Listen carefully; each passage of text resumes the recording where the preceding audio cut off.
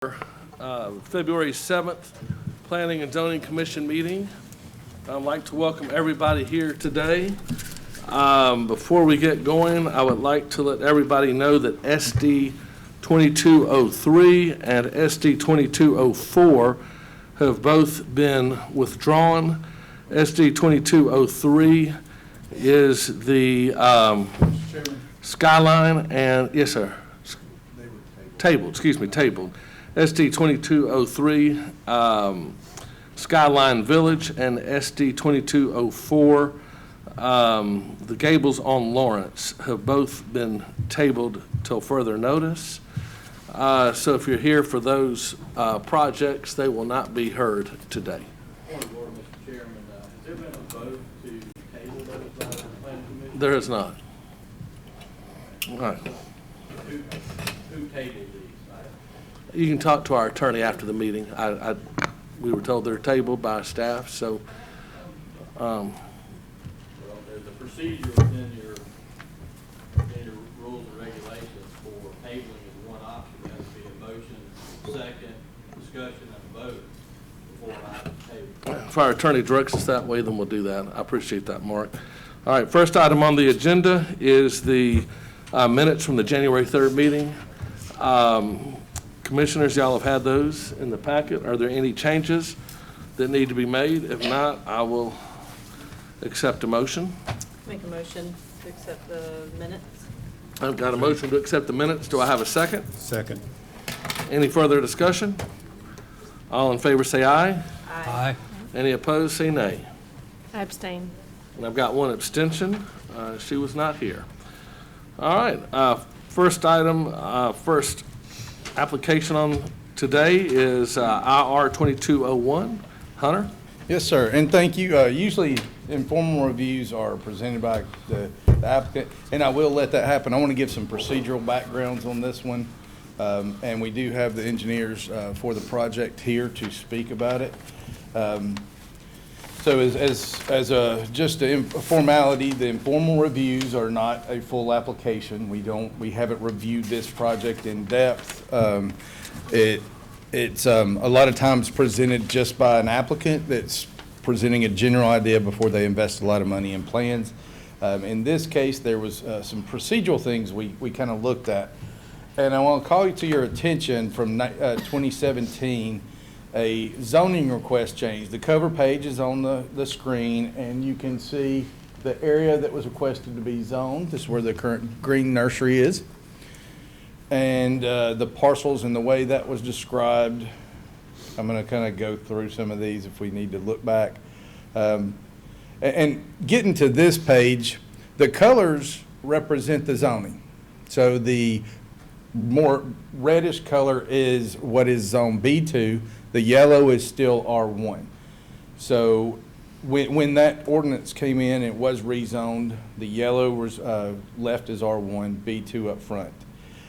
We will see, assuming that there's no major changes, what should have happened pretty soon after that was a preliminary plat that created the lots to match up with the zoning. That didn't happen. There's some historic lots of record. There's some parcels. There's lots of confusion on how the land is divided up. But what we should see to clear that up is a preliminary plat that will create 4 lots, as shown on the screen, 1, 2, 3, and 4. The project that was presented to us uses, I'm going to go back here, lots 1 and 2. And the building sits here in the northeast. This is, for reference, this is Hoyle Lane, which is the southern end of the reserve that we've been looking at, and there is an PUD amendment on the agenda. The building sits on the northeast corner of that lot. What you don't see, and we have seen, I mean, when you look at landscape, this is the epitome of what we want to see for landscape. It's a great landscape plan, but there's a little bit of confusion here on what exactly to do, and I thought the informal review would be a good avenue to look at that. The parking crosses into the R1, and then, as most of you know, there's some drainage issues in that area that was discussed during the reserve PED. And they're handling a lot of that. The engineers of that project, our Public Works Department and the engineers of this particular project have worked together to create something that I think helps overall, the overall area. And where some of those differences were and how we get to a result, I'm sorry, but I'm hearing this conversation in this here. It's okay. It is by that parking crossing the lot line, especially when you take two different zoning types. So as y'all know, some of our tree ordinances have buffers when you're commercial against residential. Overall, I think we support this idea of this project. How do we get to that end result without it being a problem? I think what would happen here with a preliminary plat, there's no problem. There's nothing being proposed and built. But also in March would be a site plan review. There's no MOP, it's just one building. Some of the thoughts there are, some of the worries is this is designed as shown, but then somebody tries to build a house on it because it's R1. So how could you limit that use so it's not otherwise used? And I think there's a couple options. Probably the cleanest one that we can make as a condition of the preliminary plat and/or site plan review. We do have a section or a zoning district for parking. So require that come back and get parking zone. There can be easements on the plat, restrictions for that because it's a preliminary plat. For which piece are you talking about them coming back from the whole piece that was R1? Well, this one right here, I mean, there's different avenues. So I guess Why wouldn't they just merge those two lots? It's possible to do that, but it's legally, it's tough to do that without a rezoning case. So you can't just go merge. I mean, think if somebody had a business zoning next to a residential, and then they bought the residential lot behind them, but in a completely residential neighborhood. You just can't, by administrative replat, come and combine them and have a bigger B2 property. So the process would be pretty lengthy to get to that end result, and rezoning, and we might have some problems rezoning that to B2 because with all best intentions. You don't want to get rid of the buffer, yeah. This project could fall apart and. Are there actual setbacks that affect, I mean, what setbacks affect the drive? So. It's not structure. On the drive, there's difference between the buffer between It's the buffer between. Yes. Okay. The buffer as presented to, I'm gonna kind of go back here, as presented to the Planning Commission when this was rezoned, all this would be a buffer. In reality, what would have to happen, there's a strip here, I forget the depth, that would be undisturbed, and it is heavily wooded. But a lot of this would have to be cleared out, planted back, and their landscape plans are like I said, they are, I think, something we could be proud of. But there would have to be some disturbance in this area to create that drainage. So, and they have on-site detention. This is more of the conveyance that's back here on this residential property. And then, of course, if something was developed here, they would also utilize that. So we've already talked how that could be handled with easements, drainage easements, and those sorts of things. Doesn't the reserve, doesn't their water flow down there? That's right. It's going to the Gulf. That's right. And what you're seeing here is steps. Where does it come down across this piece of property? Is it on that residential? So this is actually in the Hoyle Street right-of-way here. And you can see kind of step pools coming down that slows that down. So your residential piece is basically a drainage area? Yes. And a little bit of there's no parking space within that area. It's your drive aisles for the parking. So it's crossing that. And in essence, what we're doing what they would be doing, the intent of that buffer against unlike property, so from a commercial to a residential, is supposed to happen at the lot line. Mm-hmm. Well, in actuality, it's happening back here. So way I'm kind of seeing this, to make that happen, I would suppose during the MOP would require a waiver. That's not guaranteed, so they're kind of wanting to ask questions here and get some gut feelings on if that's acceptable to Planning Commission. Well, there's really no commercial use I mean, there's no commercial use in the residential zone, is it? I mean, residential area, right? Not on this plan, no. Yeah, you've got, yeah, I'm assuming that's a drive, a road from the end of Hoyle coming south?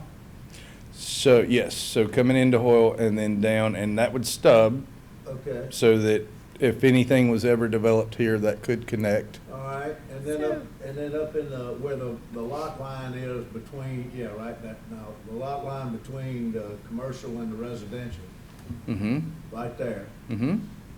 So there's nothing but parking on the residential portion, right? Okay.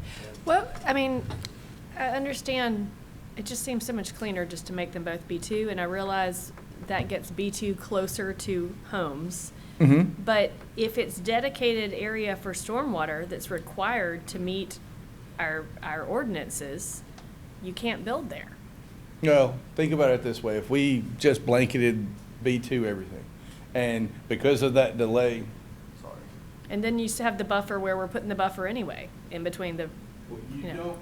you I have a think it has to 20-foot. do with the precedent. We don't want to get into the program. It may only be for drainage, but when you start backing B2 up for residential, that's the precedent that you're starting. But we are Well, backing I understand B2 what to you're saying. residential. It's gonna all be a It's just- drainage area, it's but just you're as- still- You put B2 up against it. yeah, Well- but it is now, it's just that the residential has a driveway in it. I mean, there's B2 against residential somewhere. Well, but, and here's my thoughts on why I wouldn't want to do that. It could be that we go and create that zoning, and then in the meantime, because of the delay or because the economy goes kaput, this project falls to the Okay, wayside. just like the last one did. And in 8 years from now, somebody comes with B2, and they're gonna meet the strictest requirements, and then there's drainage back there Okay. and don't have to do a buffer. What is the size of this project? It is the building's over 10,000 square feet. That was what was triggering the site plan review. I can't remember the exact. Thank you. The land is 12.6. No, the building,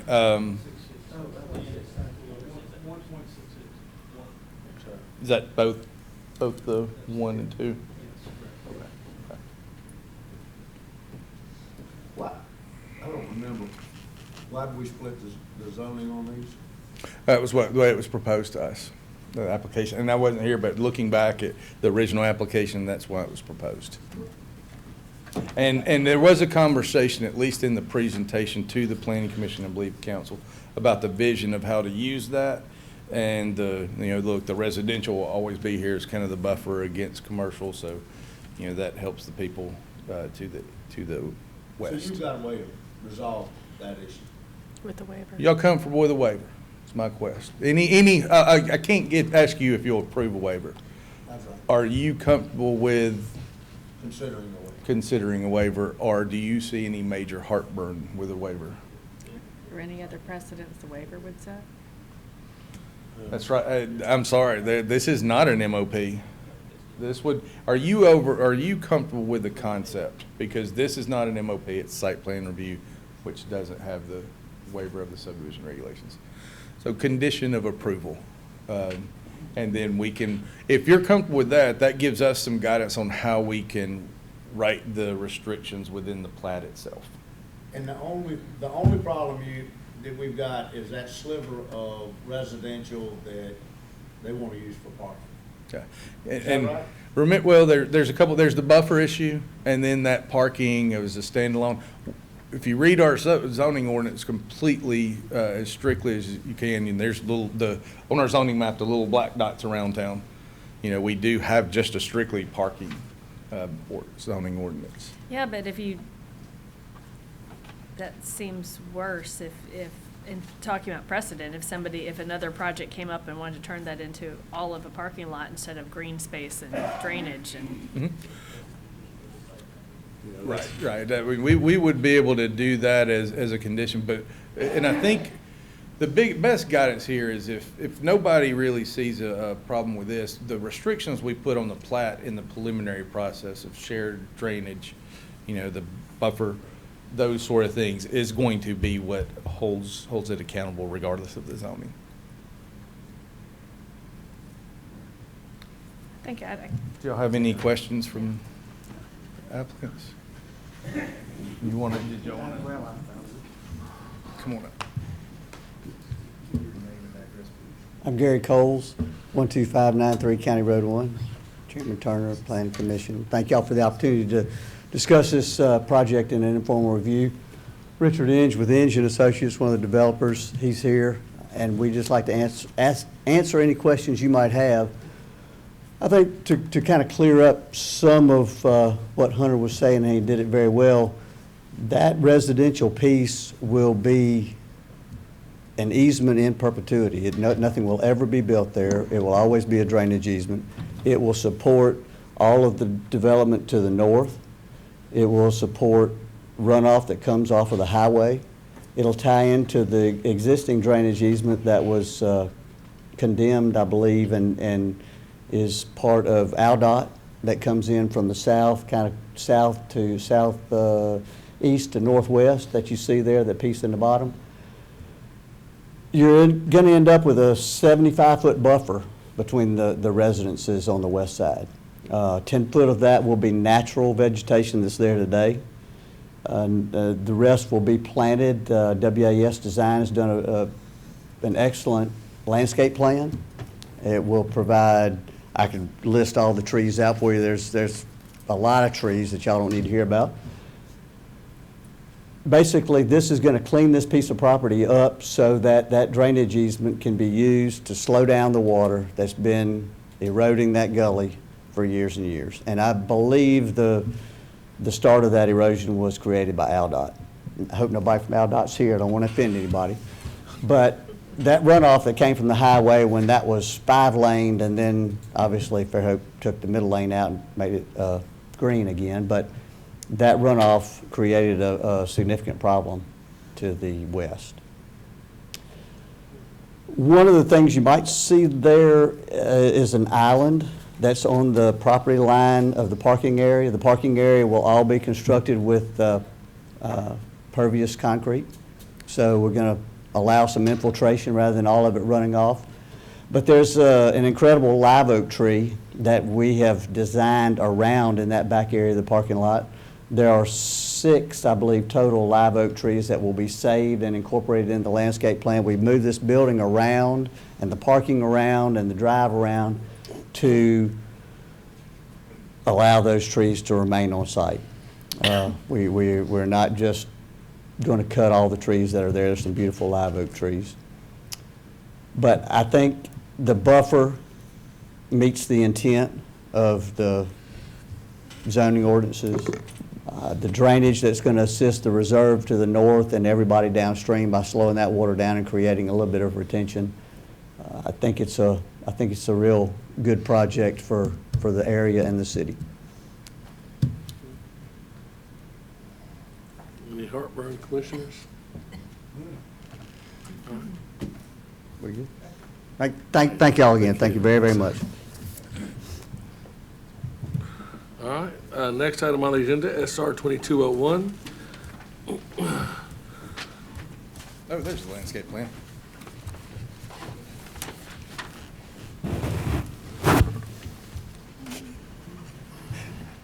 Might help me with the slides. All right. Yeah, so site plan review for Polo Crossing is the case for us. This is a 5-unit MOP. It sits on 1.77 acres. This is the site plan portion. A lot of times we will see when a project triggers site plan review as well as a multiple occupancy project, we'll see those on the same agenda. And that can clarify, utilities can clarify certain things. We actually received the site plan on this first. On our March agenda is the MOP. So what we're looking at today is the site plan review, which is in broad terms, a little more zoning ordinance focused and not the technical merits of how utilities are brought in and drainage and some of those things. So this is on the left-hand side of the screen is the zoning map. This is currently zone B2. On the right is the aerial, just for reference. That is the site just south of Wolf Bayview Funeral Home.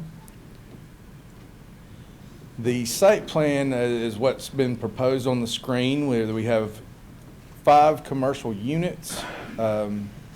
The 2 end units on the north and south end of the building do have proposed drive-throughs.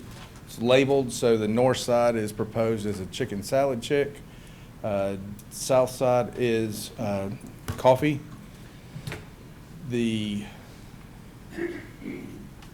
Let's see, some of the buildings do meet the height restrictions of B2. For reference, I think in the package you had the elevations for all of the building. This is on the screen is just the front side of the building. Materials there primarily wood siding, stone veneers, and standing metal roof, and aluminum windows and doors. We do have a small issue with the parking. According to the reviews that we did in-house, they have more parking than they're allowed by the zoning ordinance. So with the square footage and the uses proposed, 47 are the required parking. Our zoning ordinance allows 20% over that, which would be 50, we round up, so 57 spaces. They are proposing 63, so they would have to remove some of those spaces to get under that. So that can be handled, and we did review some of these things and you'll see kind of a progression here. As some of these things that can be resolved at the MOP, because this is a recommendation to City Council, so we didn't want to hold up a site plan review moving forward with minor things. The sidewalks, just to talk about sidewalks, there is an existing multi-use trail in front in the right-of-way of highway right-of-way. There would be a requirement to bring that entrance up to the crosswalk there to ADA accessibility. And then, one of the heartburns I have with this, and we've kind of got some of these revisions, the only access to that multi-use trail is through the primary ingress and egress for vehicles. So the recommendation we have on a pedestrian scale connectivity is somewhere within this highlighted area. You need to be able to get from the site to the multi-use trail. So that can be and have that without having to interact with a vehicular traffic. A lot of the comments were about landscape on this. The landscape plans are pretty important. This was a single-family home for years. I don't know how long it's been Zone B2, but quite some time. There are several heritage trees on the site, and I highlighted 4 on the screen specifically. The one right there in the middle is probably the most visual one. So this was on social media, and people said, I hope we can save that tree. So that tree is actually not healthy. Did not get a very good grade. It is kind of rotten on the inside. We've had arborist reports. We've had our horticulturalist out. We've had the tree committee out there and looked at it. So the one in the middle is approved to be removed. There will be more plants, more coming in. We'll kind of talk about the number 3 here at the entrance. We did say that was a good, healthy live oak tree. It shall be preserved. So you can see some of the revisions. Although the landscape plan on screen that still shows it as removed was not revised.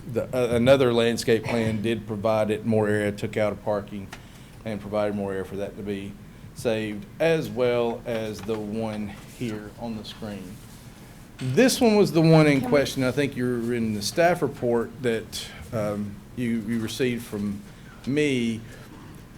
When we wrote those last week, the planning commission, the horticulturalist and myself was looking at this tree, and there was a third-party arborist review of that said the tree was somewhere 55-65% healthy.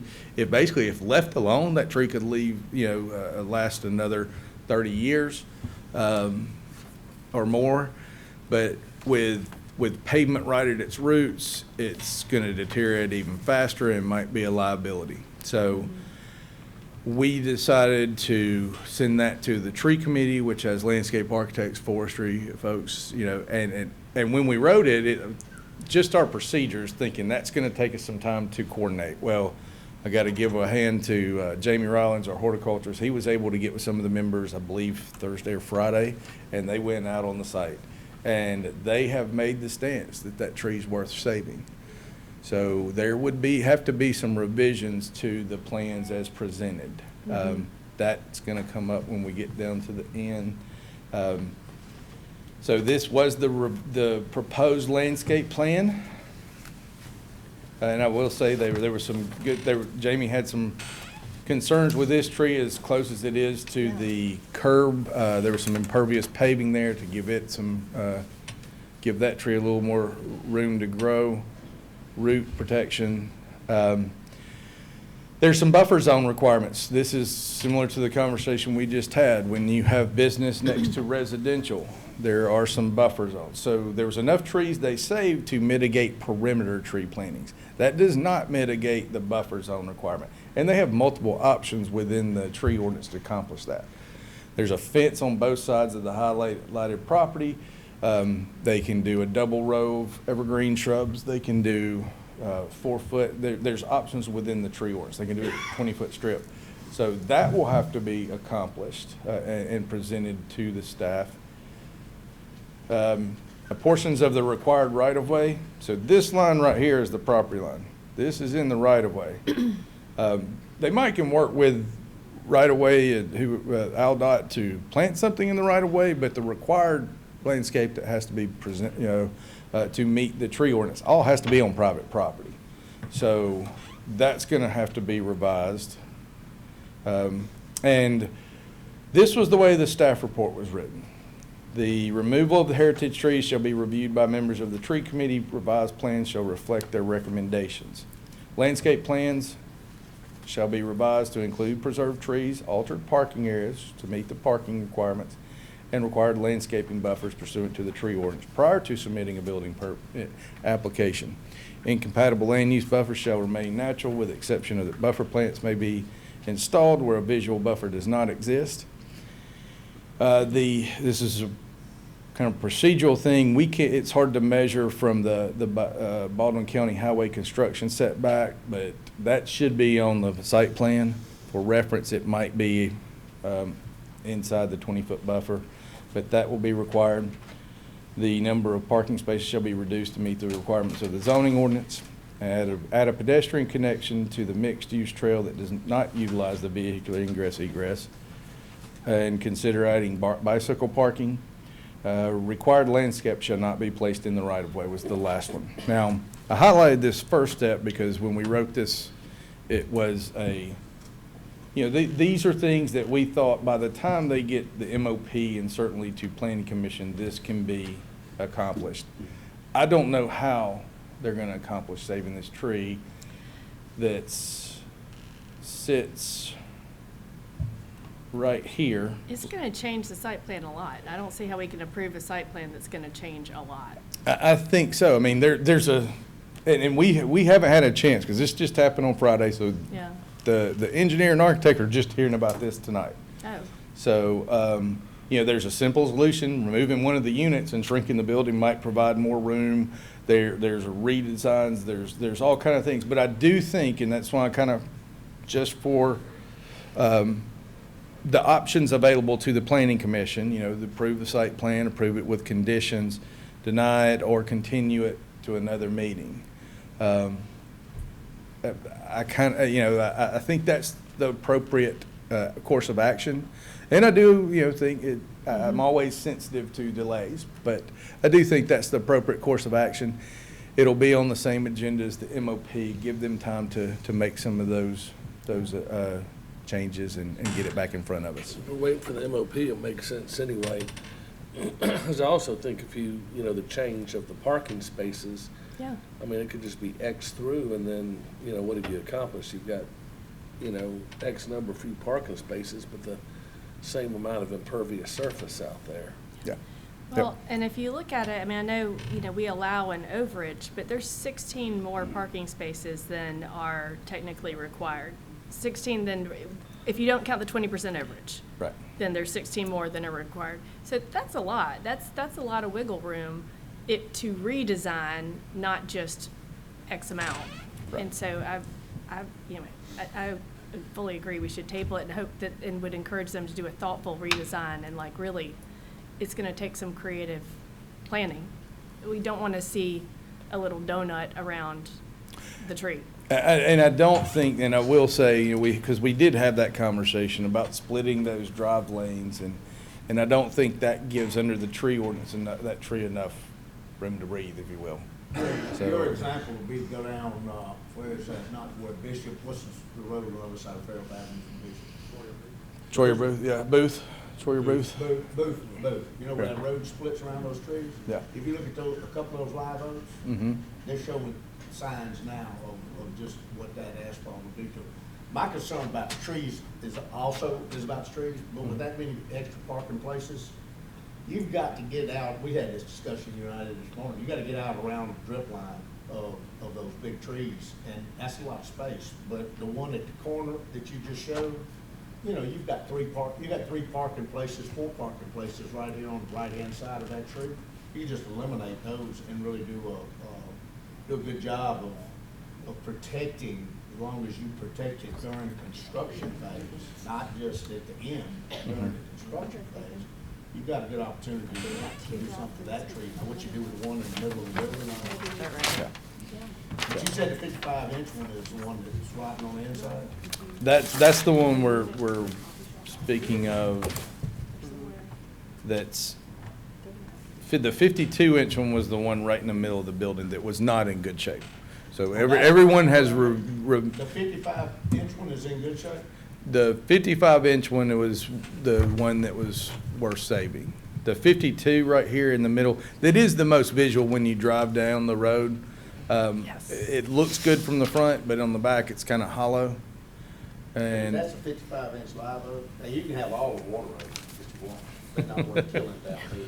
yeah, They really are not. They last 50 years, and then they're so bad that they start falling all to pieces.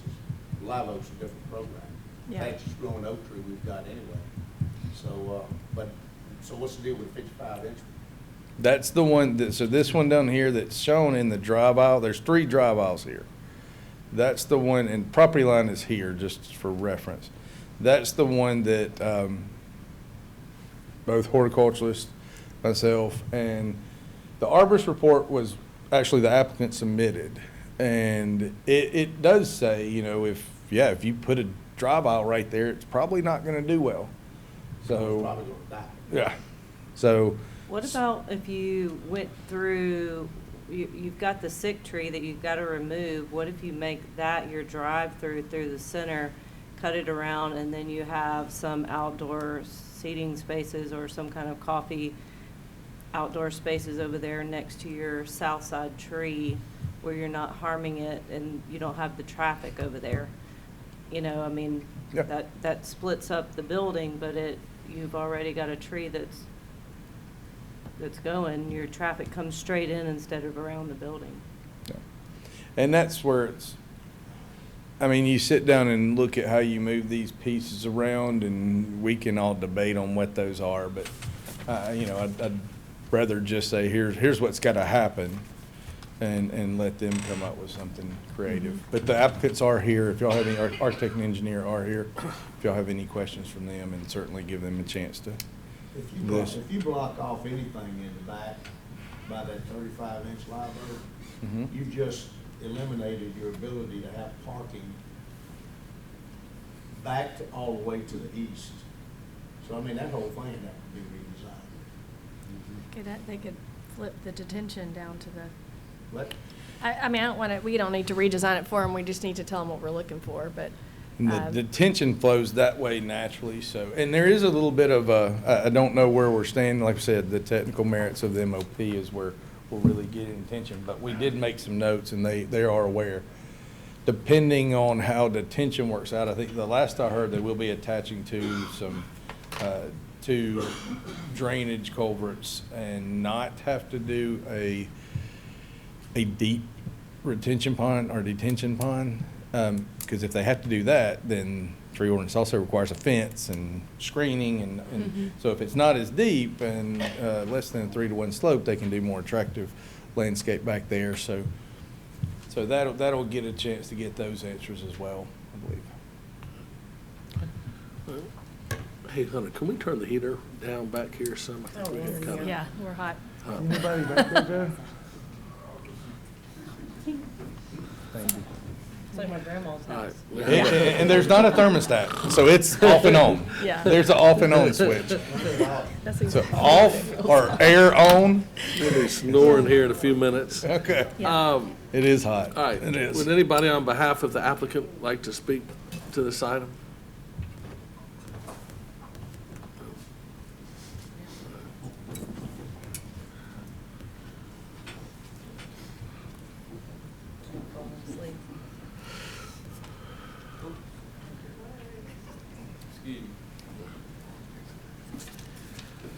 I'm Steve Fisher with Element 3 Engineering. If you have any questions, it looks like we got our homework to do on this thing, so Right. suggestions, anything, you just please let me know. And I will just procedurally mention that tree where that preservation is not something that staff, board of adjustment, or planning commission, or even city council can give a waiver for an exemption. That's a city ordinance that, unfortunately, fortunately or unfortunately, we have to go to court, or local court. Okay. All right. Any comments or questions? We kind of heard our discussions. Do you have any Yeah. questions for us? I would ask one question. If we could get any access around that tree, could we relieve the requirement of the 20-foot landscape buffer along the south side? I mean, if we could come up with some kind of possible layout where we could, it's definitely don't want to pave around this tree or try to do something with the minimum amount of, future damage to it.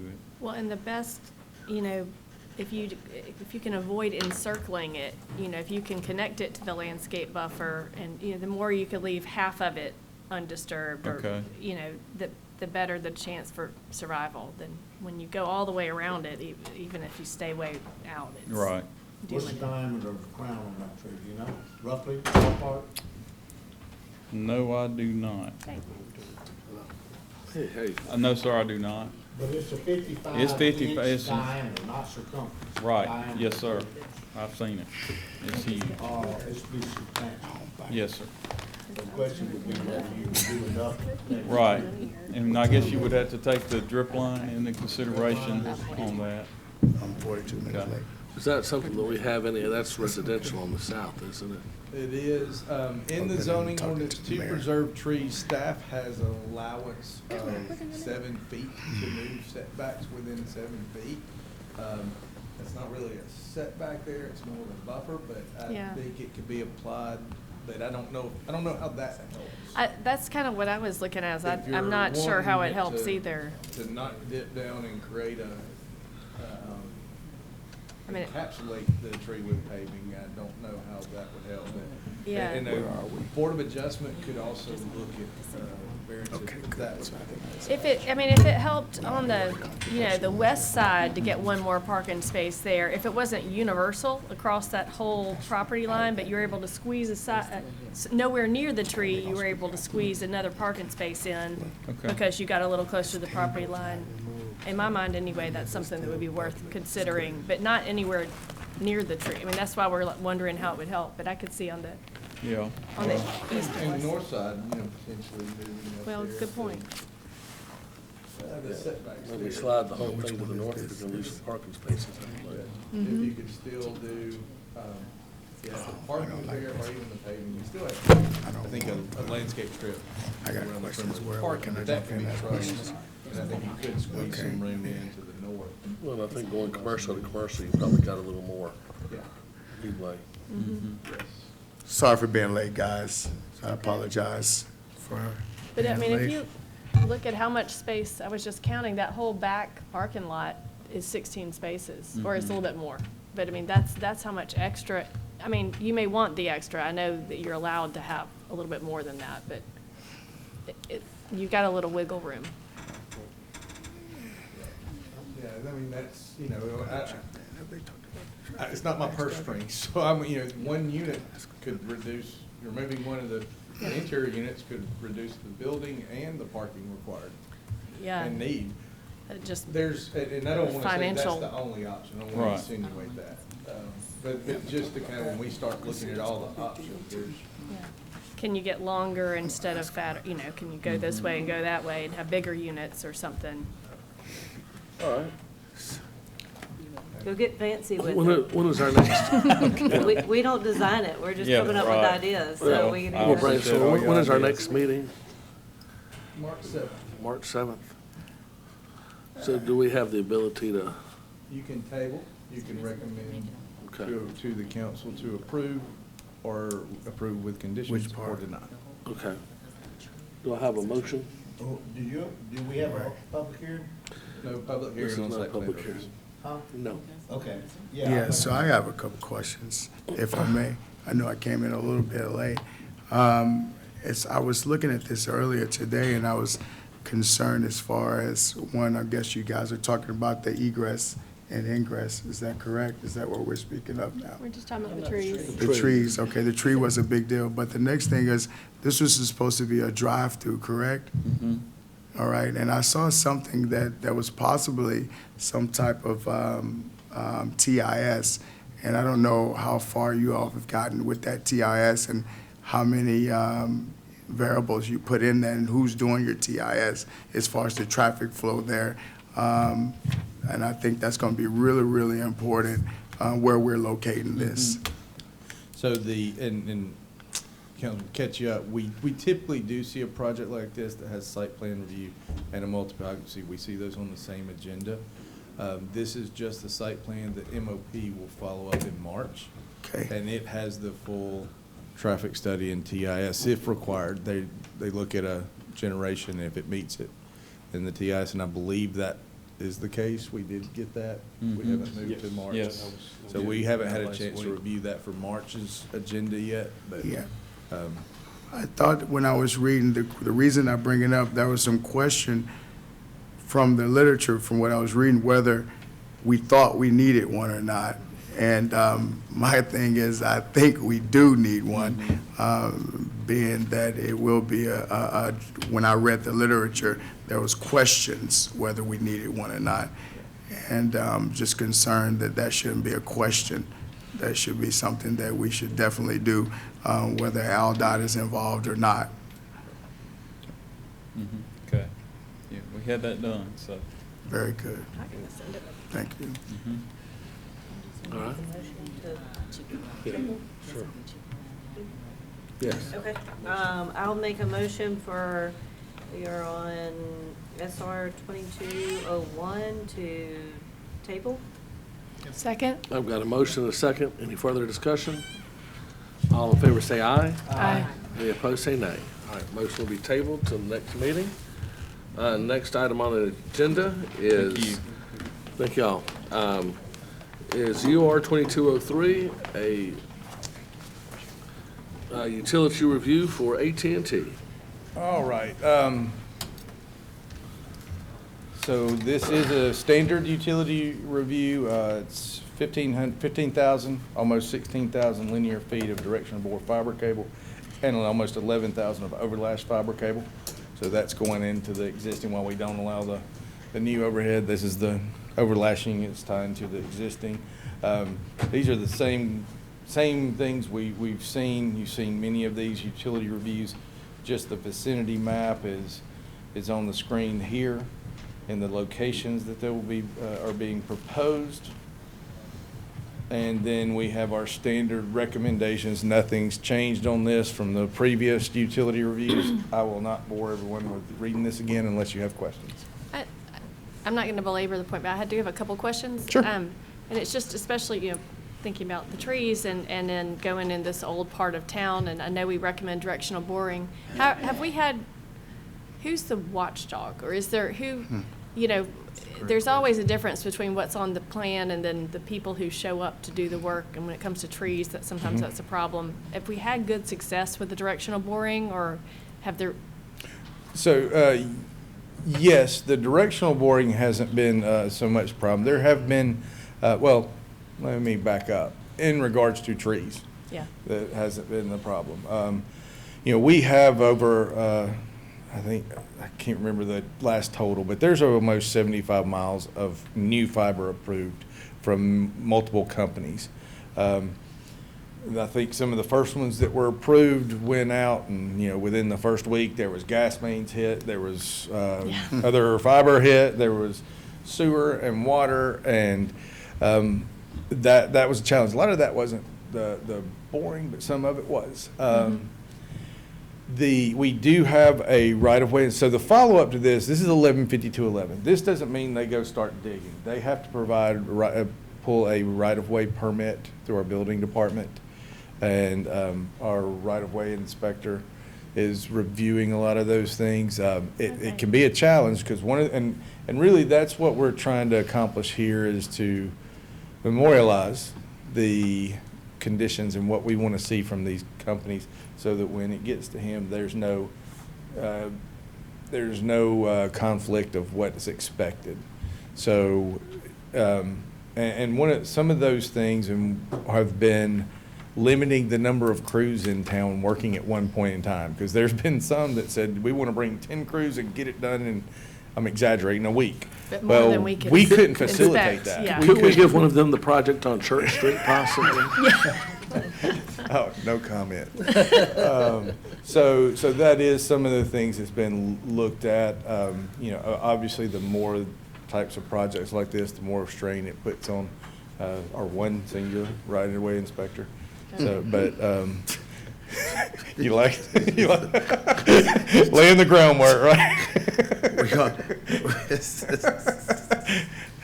Inside joke. They're probably going to ask for help there at some point. Yeah.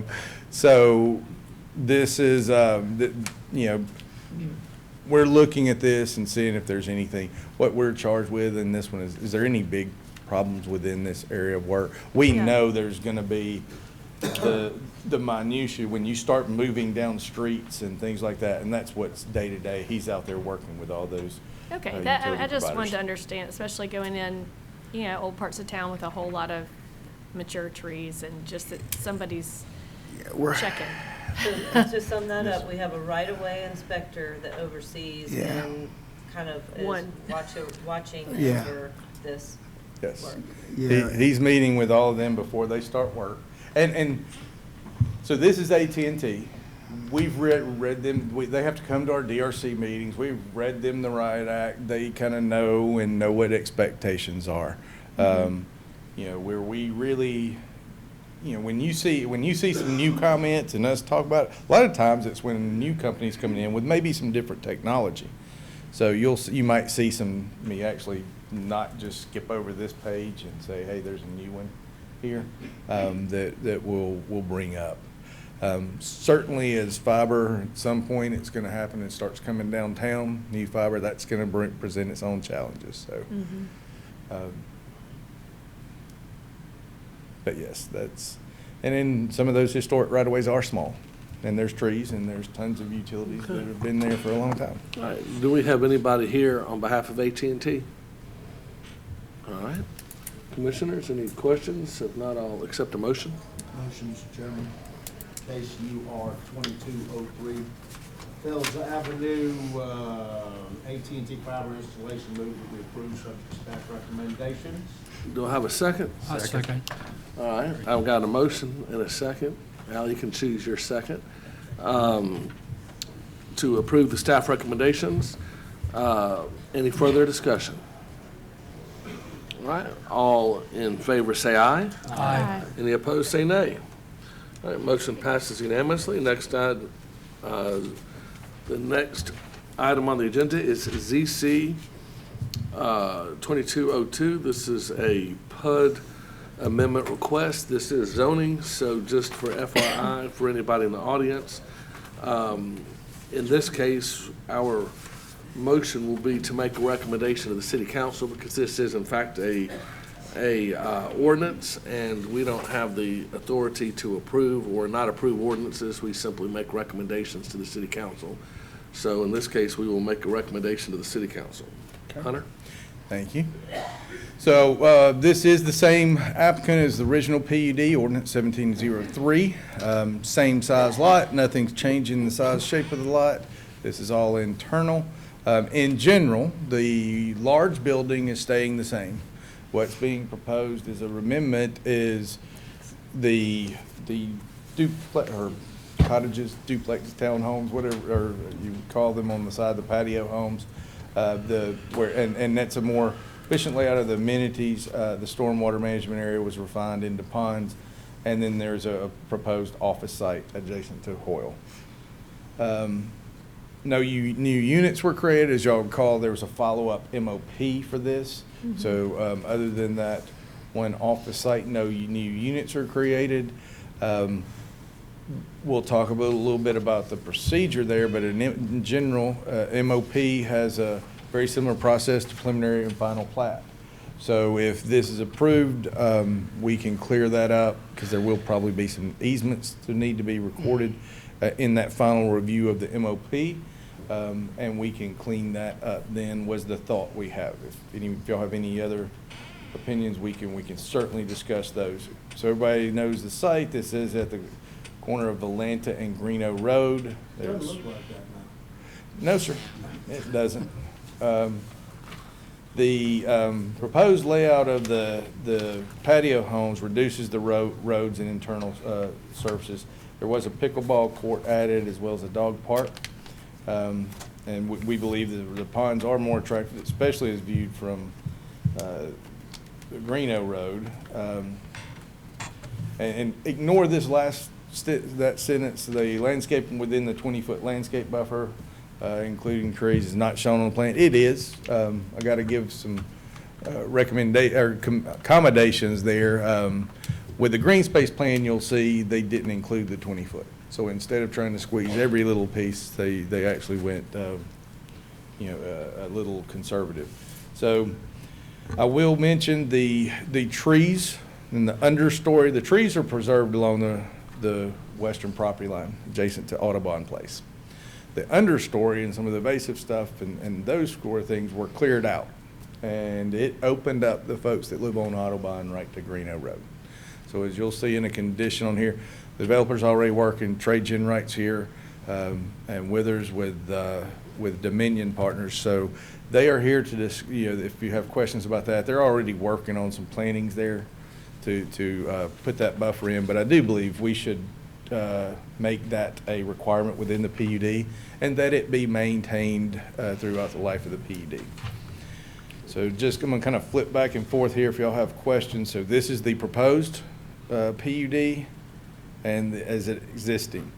So the kind of dry ponds that were shown up front are now wet ponds, and that's easier to see. I'm gonna flip over real quick for the green space.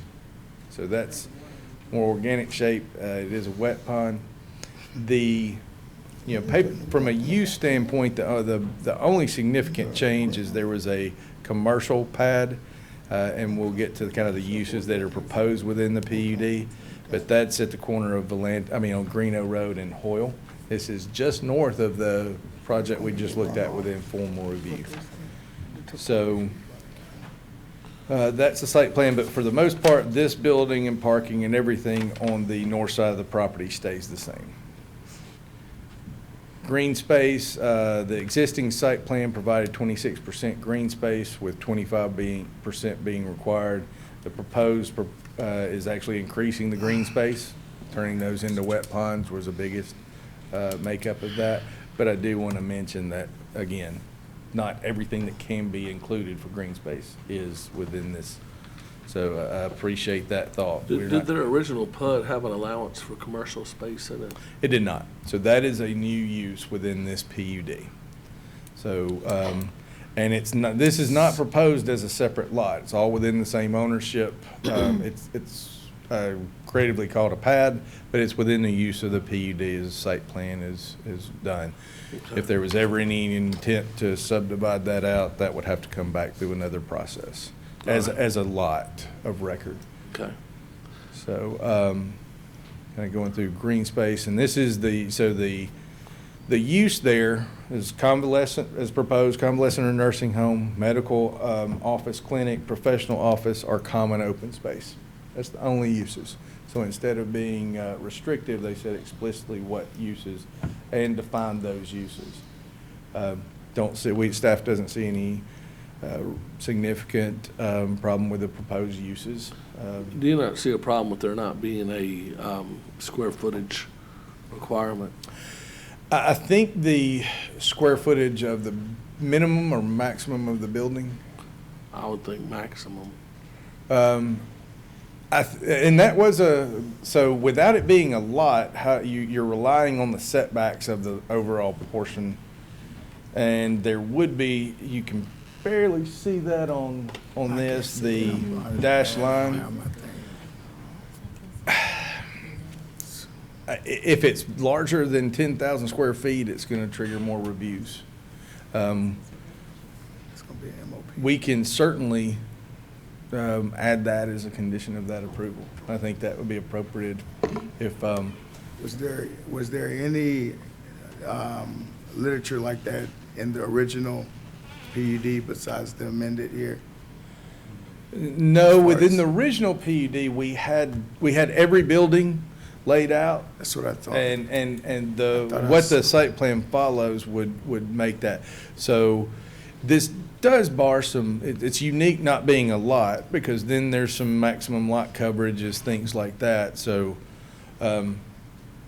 it could follow that we just have a maximum square footage size on that. It's a good point. Usually the lots are where we fall back to on that coverage.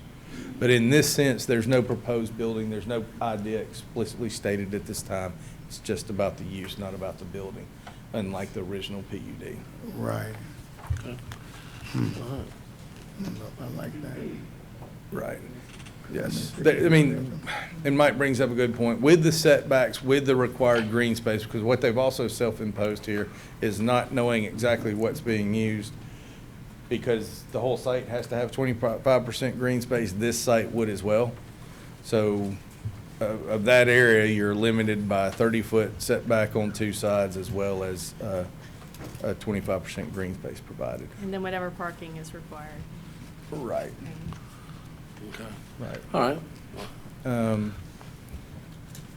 So with that said, the conditions that the staff does recommend approval of CZ 22.02 with the following conditions: that landscaping, including overstory trees, shall be planted in the 20-foot landscape buffer adjacent to Greeno Road. A visual landscape buffer shall be planted along the western property to provide a buffer to those residents on Audubon Place, and shall be maintained by the owner of the reserves of Fairhope. Once planted, the buffer shall remain natural except for the allowance of plant materials to be installed to maintain a visual buffer. I didn't touch on this, but there is no height. The height of the existing building was, I think, a 34-foot eave height, because that's a large building, and they really pushed that away from the road. This being closer to B2 and certainly right adjacent to the building on B2, we do think the maximum building height of the professional office building shall be 30 feet.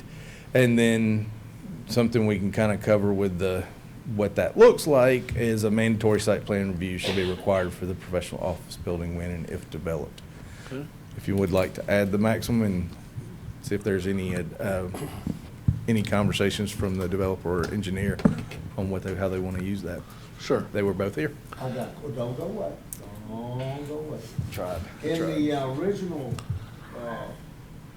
site plan, I seem to remember a traffic study that was done for this site that said that all of the, I think there was a light proposed maybe for Bologna and Reno.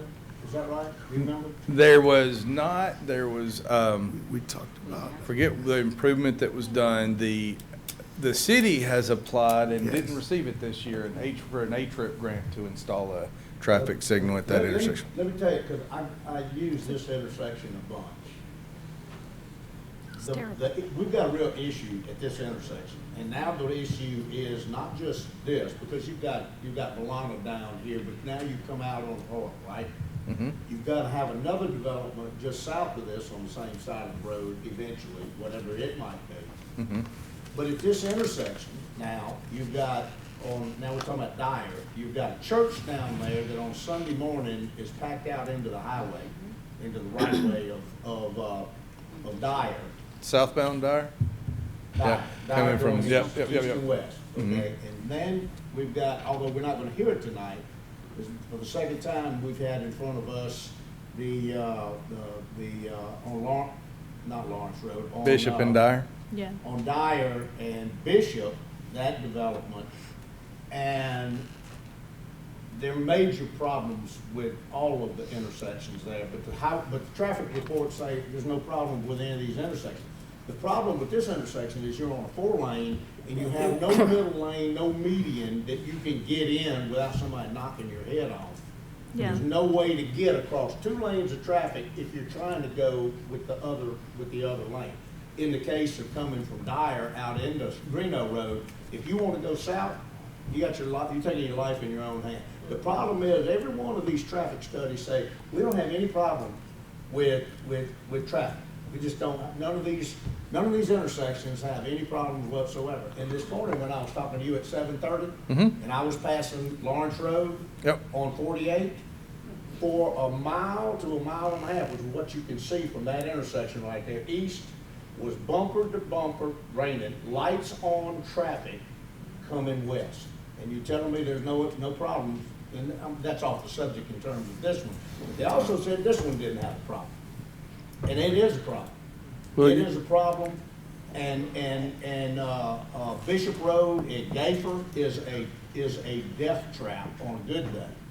But they say that all these intersections don't have any problems, and I'm sorry, they do. Every one of them does. Well, Art, I think, we've got to go with the professionals on the traffic studies. And here's a question that I have that I think you kind of bring up, is when they did a traffic study, they did it based on all residential. And now we've got an office pad here.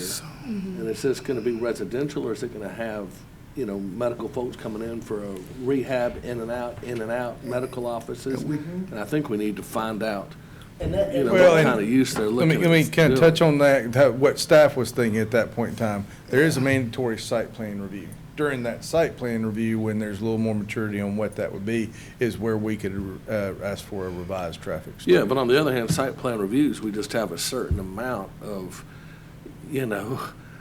of abilities to approve or not approve. Well, right now, we can just say we don't think the idea of an office there is a good idea, or we think the idea of an office there is a great idea, one or the other, where once we approve the office, we can tweak it, but we sure can't stop it. here's where the real issue, the real rub to me comes with all these traffic studies. They want to study their little project, but take this intersection for example. You've got this happening here, right down the road, you've got a church that granted on Wednesday nights or whatever nights they meet, they got a lot of people there on Sundays.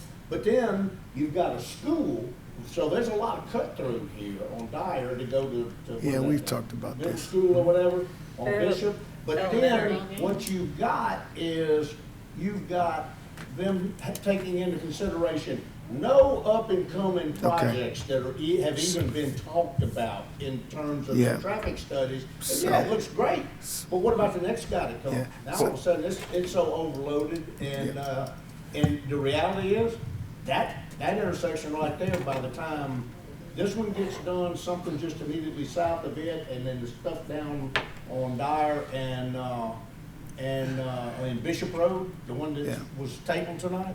Yeah. By the time all that gets done, Yeah. if there's not a traffic light here, Yeah. I don't know where they're going. So, Hunter, I think this is something that we've had a conversation about recently. And Art, and I think y'all are 100% correct. I have a problem with the traffic studies. I really, because they're antiquated, and the way they do them is the algorithm. And the problem is exactly what you're talking about. And I've had this conversation with Hunter and another engineer. What we have to do is we have to make sure that we put in independent variables. And that's something that, that's above my pay grade. But that's what we're talking about. It's not something that is practiced a lot, but a lot of people are paying more attention to that. When they put that algorithm together, they don't put the independent variables or substitute or manipulate that algorithm to get to what you're talking about. And that's something that we need to think about and make sure that we're able to do things like that for future when we're creating these type of opportunities. And Councilman Martin's had some opportunities to do that. I'll kind of give just a simple explanation of some of Yeah. those. You know, a Publix grocery store or a grocery store has a category that you plug in a number for. Well, there's subcategories because it's known that a public or grocery store located away from everything, where everyone has to drive to, is different from a grocery store that's in a downtown. That doesn't generate the same trip Right. of vehicles. And what traffic studies you're looking at is trip generation. And then most importantly, it's not it's about what improvements have to be installed to do that. So it's not a black and white, but issue. It's got some nuance to it about what improvements are installed to handle that. And that's where Alabama's a little behind on that. I mean, Yes. there's different ways of doing things, like Florida, I think they're actually changing some of that, but they have concurrence, where they have a pool. You know, you're adding this much you pay into a pool, and then when that traffic light's needed, there's the funds to do that. In Alabama, a lot of times it's just who's the one that triggers that One that threshold. triggers it over. And that could be something as simple as somebody coming and doing a 5-lot.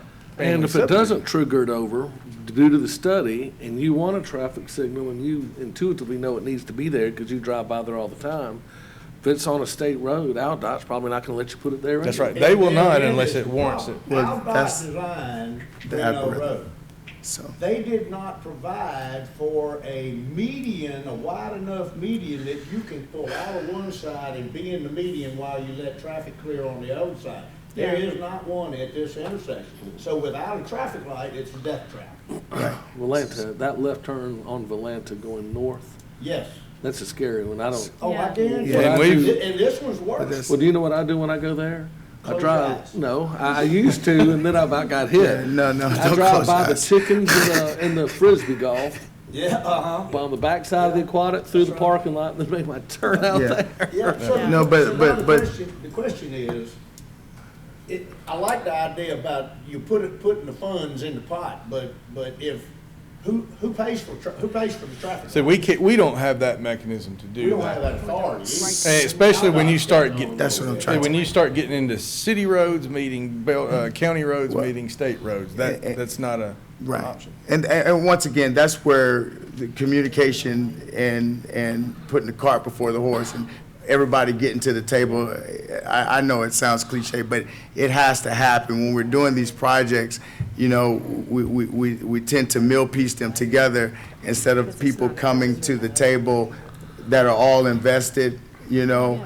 That's where we would have to get Cooper at the table. We have to get the commissioners at the table. We have to get the mayors and the council, the commissioner president like Lee at the table, and everybody kind of come together so that we can put a true picture together. Well, but the problem we got right now, we know that's a problem. We know that's a problem, and yet we've got, and yeah, I mean, I like this project. That corner is great for this project, but it's gonna be an issue now, especially since they've got an access out right across from Dyer. Right there, where you do not have a median that you can get. Maybe you make it a right only. I don't know, you have to do something. Let's go ahead and let's let the engineer come up in a minute Yeah, that's and fine. kind of talk to him and see what It's goes. something's got to be done. All right, hey Trey, just 1 second before, this is a public hearing. Does anyone here wish to speak to this item? This is, on Greeno between Dyer and Volanta over there. Does anybody for the public wish to speak to this? If not, I'll go ahead and I'll close the public hearing now. And Trey, thank you, Trey. If you could just say, I don't think there's any issues on this for anybody at all, other than that kind of professional pad and how that might change I have a question. the I traffic. have another issue. And then there's another issue as well, just like I said. Let's hear it. It's actually not an issue, it's a I'm potential issue. good. I'm used to it. Do we have when you require a landscape barrier, is there a minimum requirement for height, that it be evergreen, for density? There are options within the tree ordinance, so they can do a natural buffer that is 20-foot wide, leave it kind of wooded. So, but You we can don't do a have that fence now. and one row of trees. You can do a double row of evergreen shrubs, trees, Is and there there a is a height? height. I can't remember We what just it are is. looking One like- of those we is don't like 6 one foot. Small little boxwoods as our. No. Yeah, I They're- just they're want to actually make sure they're visual going to get a trees. buffer. Okay. Or visual. There's some height to them. And I forget in that tree ordinance I couldn't exactly which remember. option is which. Okay. But yes, there is some. Good evening. Good evening, sir. Trey Genwright, here on behalf of the applicant. So I guess we got a couple items we can talk to. I'm going to step right into this hot water on the traffic study on this one. This one had a traffic study done. Skipper Consulting did it. That study went to DOT. This road accesses the DOT via Volanta and Hull Avenue. Volanta and Hull are both city right-of-ways. They were both constructed and permitted with DOT permits years ago. I think Hull improvements were part of a green project years ago. So we are, and I can state that we have submitted our traffic study. We've submitted our permit plans for those improvements within those right-of-ways. We've gotten comments back from the DOT, and we're set to receive a permit for the improvements as it's shown on this drawing now. Now, there is a condition in the traffic study that Volanta Avenue needs improvements out there. And so what we've petitioned in coordination with the city is that those improvements are made at the time a signal goes in at Volanta. And so the city's made an application for a grant application right there. Our project has committed a considerable fee. I don't want to speak to that number in this public forum because I don't have that number in front of me, and I don't want to misspeak, but it's a large number to help pay for that signal, or at least pay the city's share of the contribution on that signal. So this project is committed to helping the traffic in this area in there. That's how this project's addressing on the traffic, because we know Volanta's a problem, and we know that there's a solution out there, and we're committed to helping provide resources to make that happen as soon as that grant's in place. The buffer area back there, we've met with the Gavin family, the members of the development team. Rayburn is our general contractor. He's met with them and came up with a double row of evergreens that he's planting in there, and they're in good shape. Do you know a That height? is in the process of being installed. We hope to have that installed in the next month or so. Okay. But if this was to get a favorable opinion going to the council meeting, we would love to have that installed before the council meeting, but that's our intent, is to get that installed now rather than later. There was some nicer trees in there, but there's a lot of rubbish. And so as we went in and cleared some of that rubbish out, it really kind of opened that area up in there and made people kind of like, wow, what's going on? And so we understand that, and we're trying to get that planted back with the developer's commitment here. He's looking to get that to plant it back sooner rather than later, and so we want to get that screen put back. And these are larger plant material.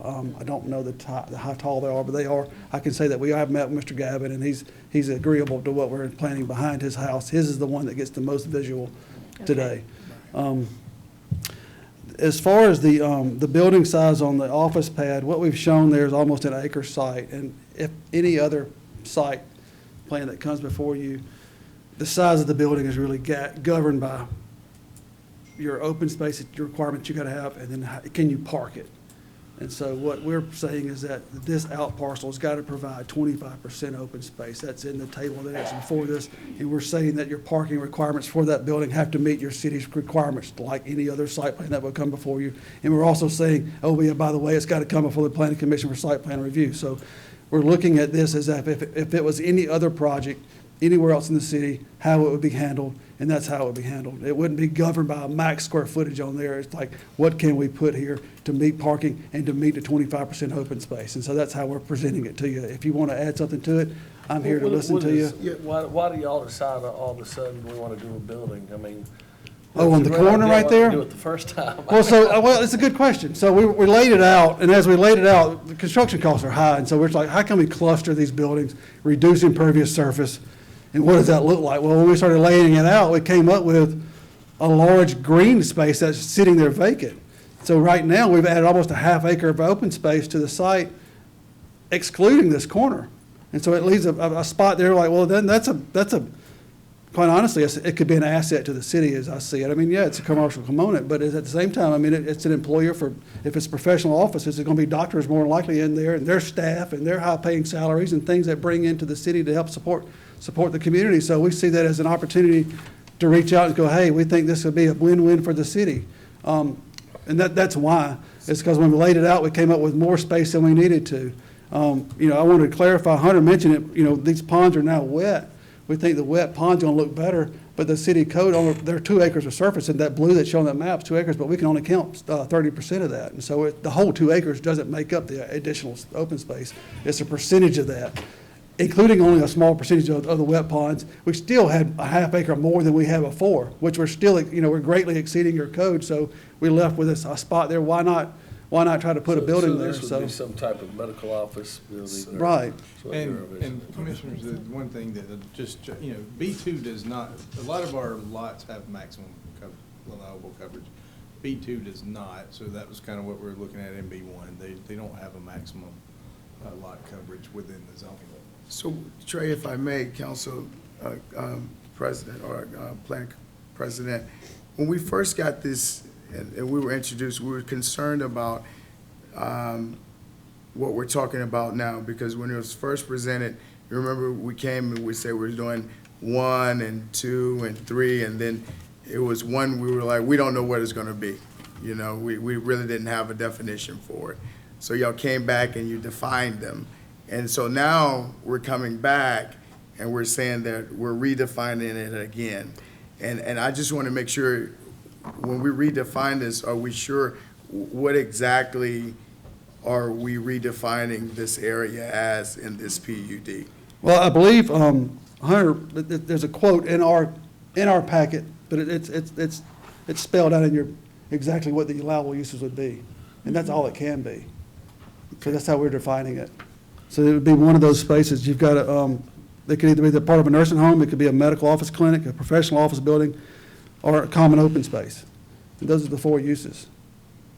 And that's how we're proposing it. I mean, if you don't like those 4 uses, then, you know, you can tell me, Trey, I'm sorry, those are good, but I'll just strike this one out. I mean, we're requesting those uses, so, you know. But I do like that approach better than saying, well, this portion will be B2 and anything allowed in B2. I agree. Yeah, I agree with that. I like the layout a lot better too. It Yeah. just feels a little looser and greener. I Bluer. just had to, I mean, I like the proposal and everything Yes. y'all done But as well. that's I why, just had we had extra spot, I mean, we had extra land, we got rid of a lot of paving, so. It's nice that there's less road. Yeah.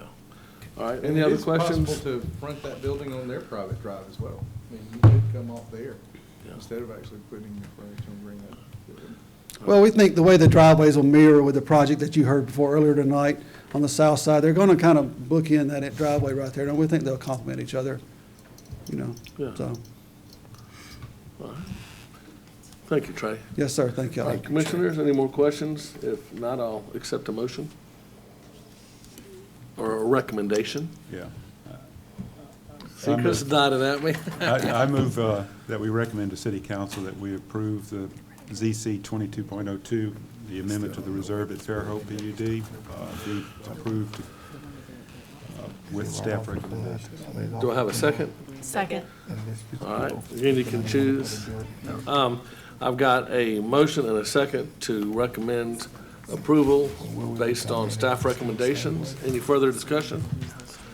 All in favor say aye. Aye. Any opposed say nay. Motion passes unanimously. Next item on the agenda, SD 2201, 2-lot subdivision for Sawgrass Consulting LLC. Good evening, Commissioners.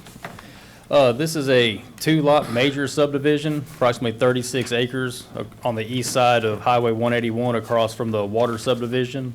On tonight's agenda, you'll also see the next case is a multiple occupancy project that is to go on one of the proposed lots. So I will go through this and the next one together. If there are any questions during it, please let me know. This is a major subdivision because they are constructing a road, putting in utilities through the middle of this 36 acres to create the lots. So it'll have a final plat approval as well. So this is just a preliminary 2-lot subdivision. On the screen is, on the left is your zoning map, and on the right is the aerial. It's currently a farm field. On the screen is the preliminary plat as proposed. You can see Lot 1 fronts along Highway 181, and Lot 2 is on the east side of the property and will front along the proposed road that'll be constructed. That road will connect on the north side to the preliminary approval of Harvest Green subdivision. If you'll remember, we had that a few months ago, the other subdivision that is going across from the waters on the north side. This will connect to that street that is inside of that subdivision, and then there's also a future connecting road on the southern end of this property, connecting to the southern property that is currently undeveloped. The site data, we've kind of went over that. It's 2 lots. The smallest lot is about 13 acres. Quickly to touch on some of the utilities, is there will be an aid to construction cost to extend a 12-inch water main and any other required improvements. The 12-inch water main is along Highway 181, and there will be an 8-inch water main installed along the rights-of-way of the proposed road in the middle of the 2 lots. There's a 4-inch sewer force main that will be installed along the right-of-way of the proposed road. Power is provided by Riviera, and gas is not requested at this point in time. There's a traffic study that was done, completed, recommended a northbound right turn lane installed and was shown on the plans. It also recommended a southbound left turn lane, which is in the current highway plans of AlDOT on 181. Regarding a traffic light, it's likely that a traffic signal would be warranted in the future. Art, as you kind of pointed out earlier, question is who's going to be responsible for that traffic light when an additional analysis is done and a light is warranted. And sometimes with these. I'm going to give you a kind of an We already update on discussed that. Keep going, please. No, what's the answer for who is responsible? AlDOT's AlDOT. working with this project AlDOT. and 2 others on AlDOT. that one. We'll never know. Continue. The drainage travels west to east across the site and it's collected in some underground pipes. It's then collected in a retention pond located on the south end of the proposed Lot 1 and a detention pond on the north end of proposed Lot 1. For landscaping, along 181, there's a 10-foot asphalt pedestrian path and a 5-foot concrete sidewalk along the proposed right-of-way. There's perimeter landscaping along 181, the north property line, and the streets of the proposed rights-of-way. And the retention and detention ponds were sodded and have trees around them as well. Future development will require review of the current traffic study to ensure that estimates that were included in the study are not exceeded. As I mentioned, the subdivision connects to the north and to the south. The utilities and sidewalks will all extend to the property line, and the street trees and sidewalks will be installed prior to final plat application.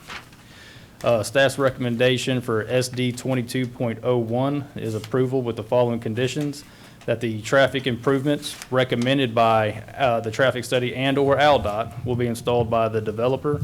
Final placement and aid to construction costs for all utilities shall be approved by the respective superintendent. And development on the out parcel shall supply a letter from a registered engineer that provides the cumulative trip generation at peak hours to verify the estimates with the proposed traffic study are not exceeded. And a note shall be added to the plat that reflects this condition of approval. And to simplify what that third condition is because that out parcel is unknown for future commercial uses for the traffic study. Some hypothetical uses were provided for that gave that trip generation number. This condition of approval is to ensure that there aren't 5 different uses that exceed that number exponentially and pretty much make that traffic study obsolete. I've got a question. I know this is a stupid question, but There are no stupid but I questions. still, well, it's an intelligent question from a stupid person. I don't see but one lot on here. Where's the second lot? One's on the east and one is on the west. So you have Lot 1 that fronts along 181 is on the west side. Right, but if you go to that first thing, that big blue box, I mean, where's the second lot? Well, currently it's going from this lot and creating 2 lots. Right, but I don't see anywhere, normally when we have that, there's kind of a line by it that shows where the second lot is, and I don't. This just outlines the properties that are So involved that's with the subdivision. So this square here on the right Uh-huh. is the overall property that we're looking at. Correct. And somewhere along there, from north to south, is a where line where it's gonna be. This subdivided. road, this cuts through that field as it currently exists. It creates Lot 1 and Lot 2. The images you see on your cover page are always the parcel line. As they exist today. Right, but I just don't see anything, I don't see anywhere in here where Lot 2 is drawn out for us. So everything to the right of the road is Lot 2? Correct. That road does not exist. They're having to build that road, and Lot 2 will be on the east side of that road, and Lot Okay. 1 is on the west side of that road. Okay. And that, And then- the intention there is the road will be turned over to the city of Fairhope, and then there will be a follow-up of the adjacent property to Greeno or to 181. I've got that. It's annexed. That drawing has the dotted lines on it where it didn't look to me like one lot, and that's why I was asking. Okay, I'm caught up with the more intelligent people now, thank you. It's actually a great question, Lee. Any other questions I can help Any answer? more questions? Yeah. For So we have- staff? The density, one side to the other, did it define that? As far as how many units on the Well, east right- side? Right now, it's just 2 lots. So the Just 2 density lots. is just, We'll talk- there is no there's a density. follow-up The MOU. follow-up, I the next case, Next case. the Yeah, next I case just- will go over Yeah, I what is on the understand. proposed I lot just wanted to 2. know if anybody had any idea, Well, and even in the We- MOP, they Well, don't. for, the co- for, they I don't I have an the excellent commercial, idea just on the lot 2. residential. just the residential. Right, So their traffic requirement is one way to try to mitigate Right. that. All right, very good. all right, thank you so much. Thank you, Will. And Doug Chapman with Sawgrass is here tonight on, for the engineer of record, if there's any questions for them as well.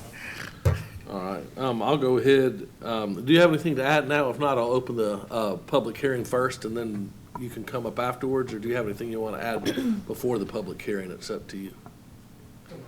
Okay, this is a public hearing. Does anybody wish to speak to this item? Yes, sir. And please, you have to state your name and address. Gary Gover, 300 Lincoln Street, Fairhope. Yes, sir. The road that's being constructed through the parcel, are there provisions in the right-of-way for bicycle and pedestrian traffic to go along with the construction of the road? And does that road need an access management plan of some sort at this point? Thank you. Okay. Kind of get back to the site plan here. So as Mike presented already, but there are multiple lines on screen.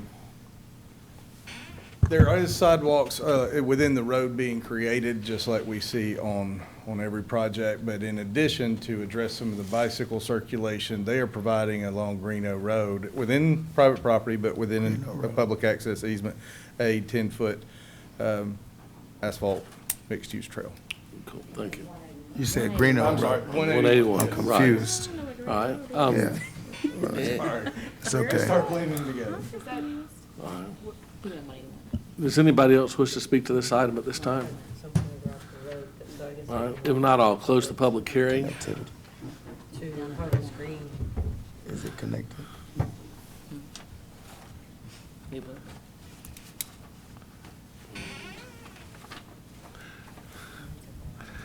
Thank you. And if you will, Hunter mentioned, but if you go over that pedestrian plan just a little bit more. Please. Yeah, yes, sir. Doug Chaffin, Sawgrass.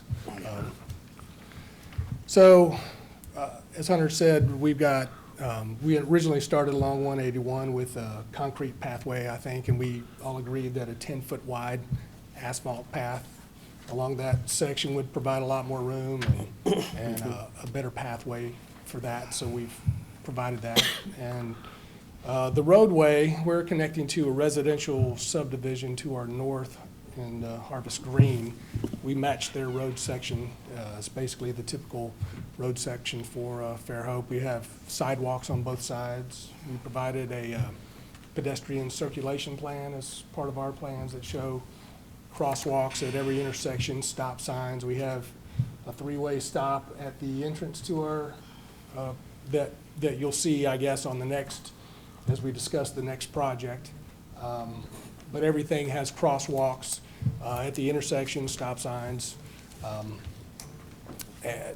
to that. So there is pedestrian access, and there is a pedestrian plan that's been provided with those overall plans. Cool. Any questions for the developer while he's here? Engineer? Not yet. No more? All right, I appreciate it Okay. much. Stay up front just in case. I will. I'll stay close. That looks too easy. It's a long walk. And you got the next one coming up anyway. All right, I'll go ahead and, the public hearing's been closed. No more questions for if there are no more questions for the developer or staff, I will entertain a motion at this time. Motion, Mr. Chairman, SD 2201 Rockwell Place preliminary, two-lot subdivision. I would move that we approve that subdivision. Subject staff recommendation. All right, do I have a second? Second. I've got a motion and a second to approve, subject to staff recommendations. Any further discussion? All in favor say aye. Aye. Any opposed say nay. All right, next item on the agenda is the Rockwell MOP.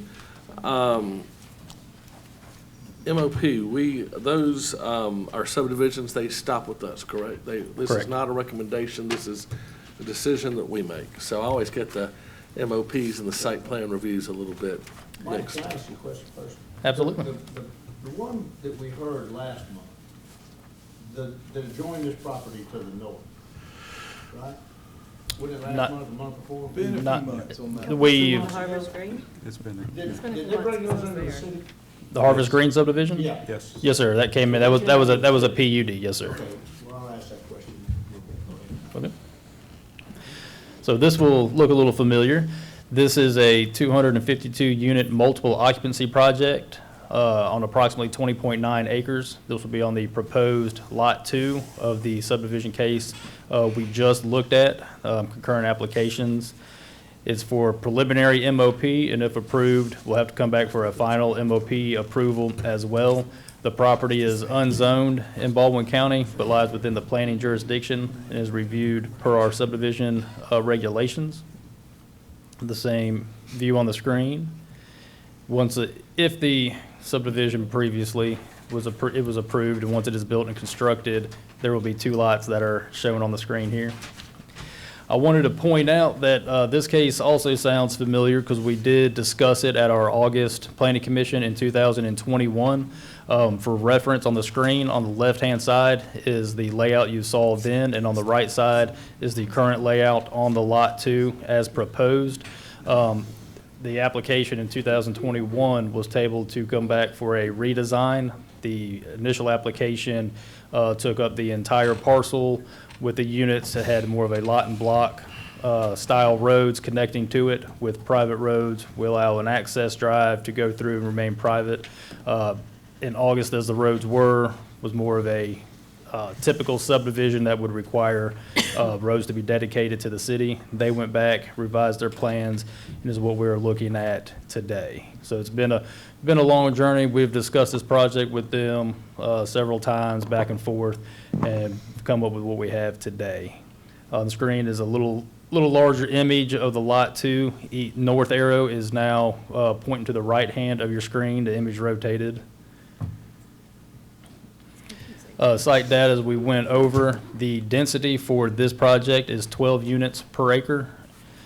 There are a total of 10 two-story buildings and 12 carriage houses. The height restriction per our MOP is 35 feet with front and rear setbacks of 30 feet per Baldwin County and 20-foot side setbacks. For the utilities are labeled to be private inside this development. Any work in the ALDOT will require permitting from ALDOT.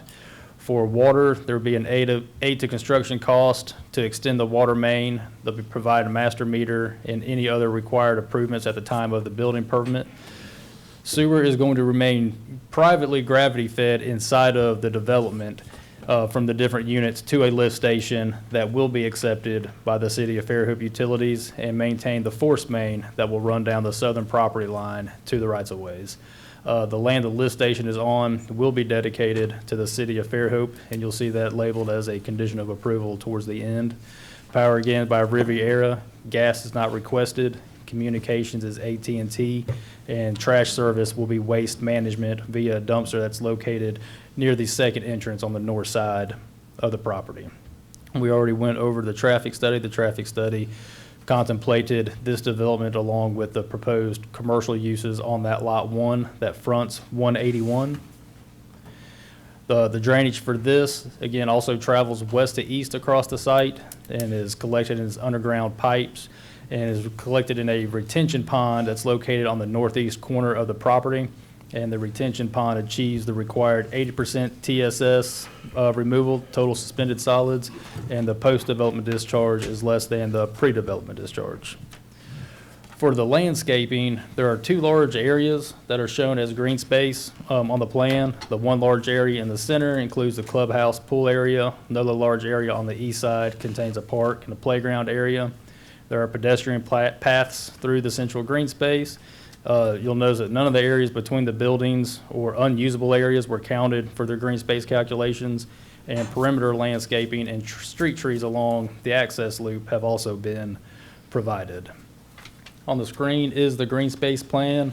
As I just pointed out, it's two large areas, one on the east side of the property, one centrally located.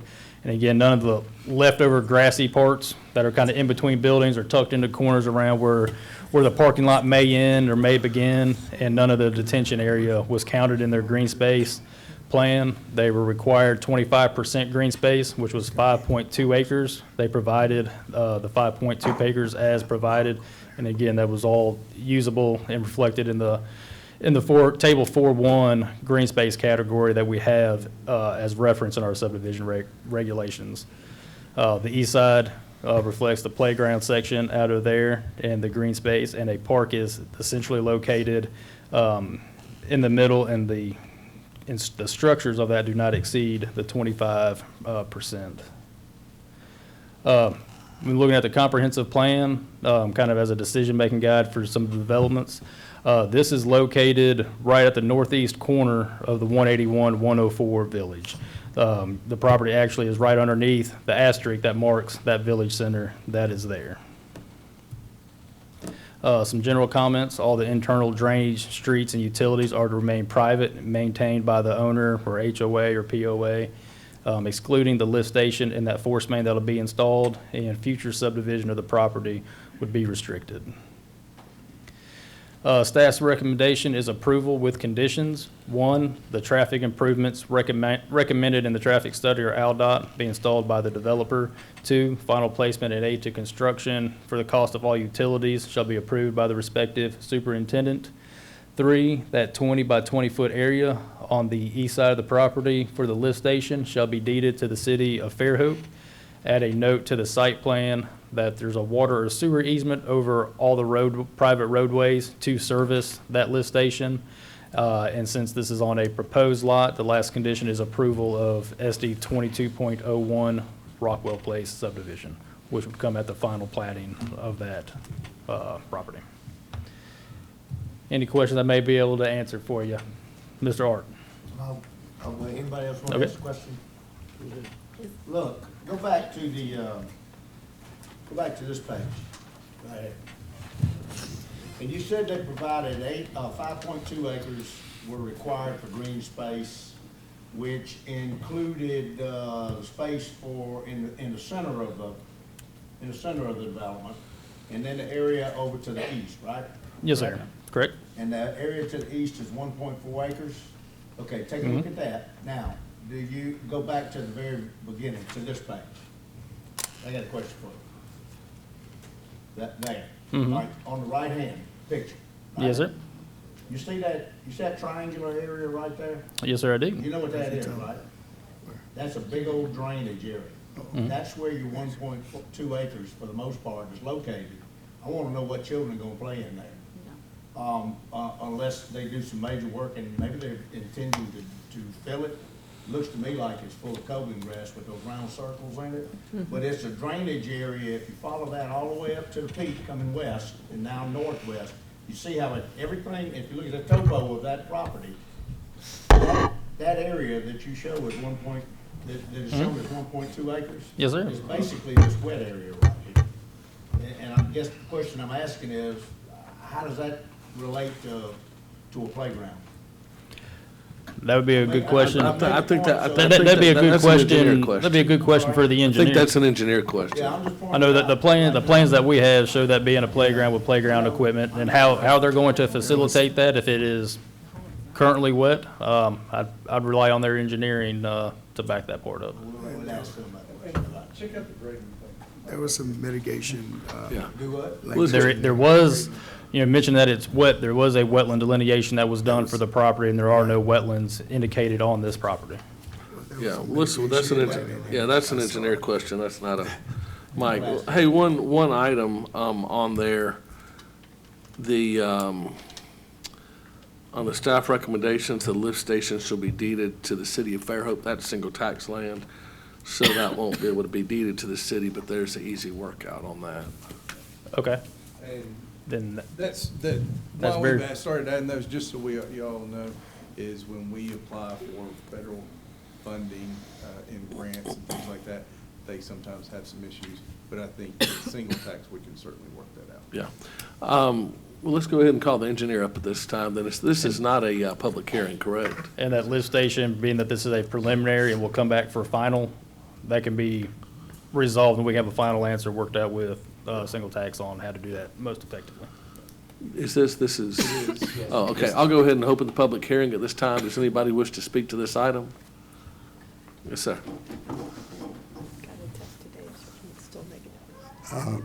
Gary Gover, 300 Lincoln Street. The sanitary sewer facility triggered some thinking. The presence of a lift station and so on has all the capacity down to the sewage treatment plant and other sewage inputs to this lift station location that may be outside these properties. Has all that been examined for capacity to handle future sewage requirements? And have they examined the need for things like side stream storage, tanks and so on to help that lift station manage loads, especially during rainfalls and so on? Has all that work been done? I'm not sure. I'll ask the staff. I wish Mr. Langley was here That'll today. be a stormwater management plan. And that was, And the a study. sewer itself Right. was reviewed by our staff, and they're fully aware of the calculations that are coming in here. And any future projects will be looked at to see if this can handle it, or if another one is required somewhere else, lift station, that is. Yeah. And certainly, they're always looking at the capacity of the overall traffic. Have we ever looked at requiring side stream storage on our lift stations on new? No, that was overflows. A lot of what we've done within the restored projects are actually putting generators and things on, so they're just never going down. And some of the projects that we've done have been even putting some of those on the older ones. That's our goal. Yeah, so they are looking at the stormwater management project planning in the comprehensive. That's something that they're incorporating in that should help us answer some of these questions. That's a very good question that Gary brought up. But the city is currently investigating those things. All right, I was gonna go. Anybody else wish to speak to this item? All right, I'll go ahead and close the public hearing at this time. And, yeah, do you have a? Well, when he brought up the idea of a generator, should we be requiring generators when we require lift stations? I think that's covered in the AD construction, all of those calculations and making sure. I can't speak to that. A generator is required? I think everything we're putting in nowadays has some kind of backup plan, if there's no, so, but I can't speak to those explicitly, but on this one. Yeah, you heard the two questions, if you'll discuss the green space, Art was concerned that it's, gonna be muddy for the kids, and then also the lift station detail, if you could discuss. Okay, well, we do have grading improvements that are going within there and sod within that area. It's gonna be uplifted. Putting subsurface drainage in it? Well, we don't have plans for subsurface drainage, but we are catching all of the water that currently goes to that spot and redirecting it to the ponds, and it'll be discharged out around it. It won't travel through that section anymore. So it won't be nearly as wet as it once was. And we, As it is today. as it is today. And we did have Wetland Sciences provided the wetland study that was down there, and that was done, and I think there was some anticipation that there would be something, but there wasn't. And there were no wetlands on this side? There were no wetlands on this side. I don't even want to know who did that study. Wetland Sciences? And what about the lift station? Do you know if that'll have any kind of a backup power generation to it? It's going to be built to the specifications of the city of Fairhope. I know that. And we've had lots of talks with Jason about the sewer and about the force main and the routing and the location of this. And to be honest, I don't know about if it's going to have backup power, if it's got a generator with that. It's going to be, like I said, it's going to be built to the specification of the city of Fairhope. And if that's required, it will be constructed there. Good political answer. Do many other cities require that? Do you know offhand? Not locally, they don't. And I will say too that Jason is doing the job now of trying to mitigate some of the sewer issues that have been plaguing the city of Fairhope. You talk about side stream storage, a lot of those are caused by stormwater infiltration. Of course, this will be a new system and it won't have those issues to start with, but it's going to be part of a overall system that's along that 181 corridor that is going to a larger lift station at Publix now that'll relieve some of the pressures that are out there on some of the existing older lift stations that are going on. So some of those problems will be resolved in what he's doing with the infrastructure right now. So. And I do believe that one I know has a generator. And I will say this, I liked, and I understand what Art's saying, and I hope y'all have calculated, that as far as the low and the topography there, but I like the actual, from 30,000 feet, the green space. I like the way it's not like hidden in a corner here or hidden in the corner there, the way it really seems to connect the project. It's very ergonomic that way. Thank you. Yes, we tried to find big, large usable areas, and I think there's some more still around the pond area that we didn't count. That's going to be. It looked like. Can you point out? Can we look at the screen of the green space plan? Could you point out which of those are the carriage? I mean, I'm assuming the carriage houses mean there's a garage underneath. But the elevation was just of the 2-story units. We didn't ever see the garage doors. So they have. Which ones are the carriage houses? You see some. Can I point here? I've never gotten control of the thing. And these are just 2 wish list things for engineers. Okay. But if everybody could keep north in the same place, it would make it a lot easier. And then the buildings actually have some in and out and some articulation at the facade, but the way that they're rendered, there's this box around them. So it looks worse than it is because you can't see that there's a porch when you look at the plan with the green space. You can't see how it interacts with the green space. So it would help you out if we could see that. Yeah, I apologize on our end for that. We as from the engineering perspective, don't always get into the ins and outs of those. We take a square box and try to grade around it and make it all work with that. So we'll take that into consideration and start showing. But we do have footprints of the buildings, I think. I was assuming that the carriage houses were on the outside. I mean, I'm just curious. These if there were garage 10 as well. locations some of them will have the carriage houses over top of those garage locations. If you can see where that mouse pointer is, there's. Oh. There's. I can't see. So those garages have houses, so it's not the larger units? Correct. Okay. And not all of them. But they're all It looks like all of them garages if for the there's 10, residences. Because there's 10 garages. Okay. And one last thing, as far as traffic is concerned, we know that there's been studies, and AlDOT is currently reviewing this traffic study in coordination with the traffic study from the property to the north, and they're going to determine where things go and what, and we are going to put it where LDOT says it goes. But And there, if you there's know not the- too much traffic out there, is there, Art? There's not too much traffic out there, is there, Art? No, there's no traffic. Around the 104 area? It's 104 and 181? It's about to be a mess. It's what it's about to be. Outbound doesn't do Well, the that job. area's grown out there. And if you notice, our conditions on those are, whatever AlDOT says goes, and the developers pay for it. What we're kind of hoping for, and this gets to the end result, and I think, it's tough for AlDOT even to look at these projects as they come along piecemeal, because about the time they get a plan, here's another one following up. And this is kind of the third one in a row, and they're working with it. I do applaud all those applicants, or at least now at the table and talking with AlDOT about how they can accommodate those Somebody intersections. outside needs to get the memo, because when you look on 104, right down below, west of 181, you got a nice subdivision on the north side there. You come up, you got a Publix at the corner.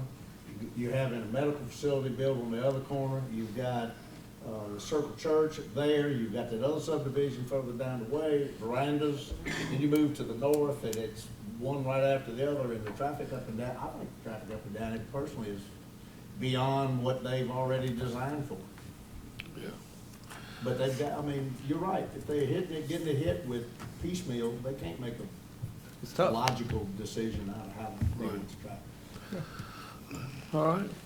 Any more questions for the developer? All right, thank you so much. Thank you. All right. Commissioners, any more questions, concerns? If not, I'll entertain a motion.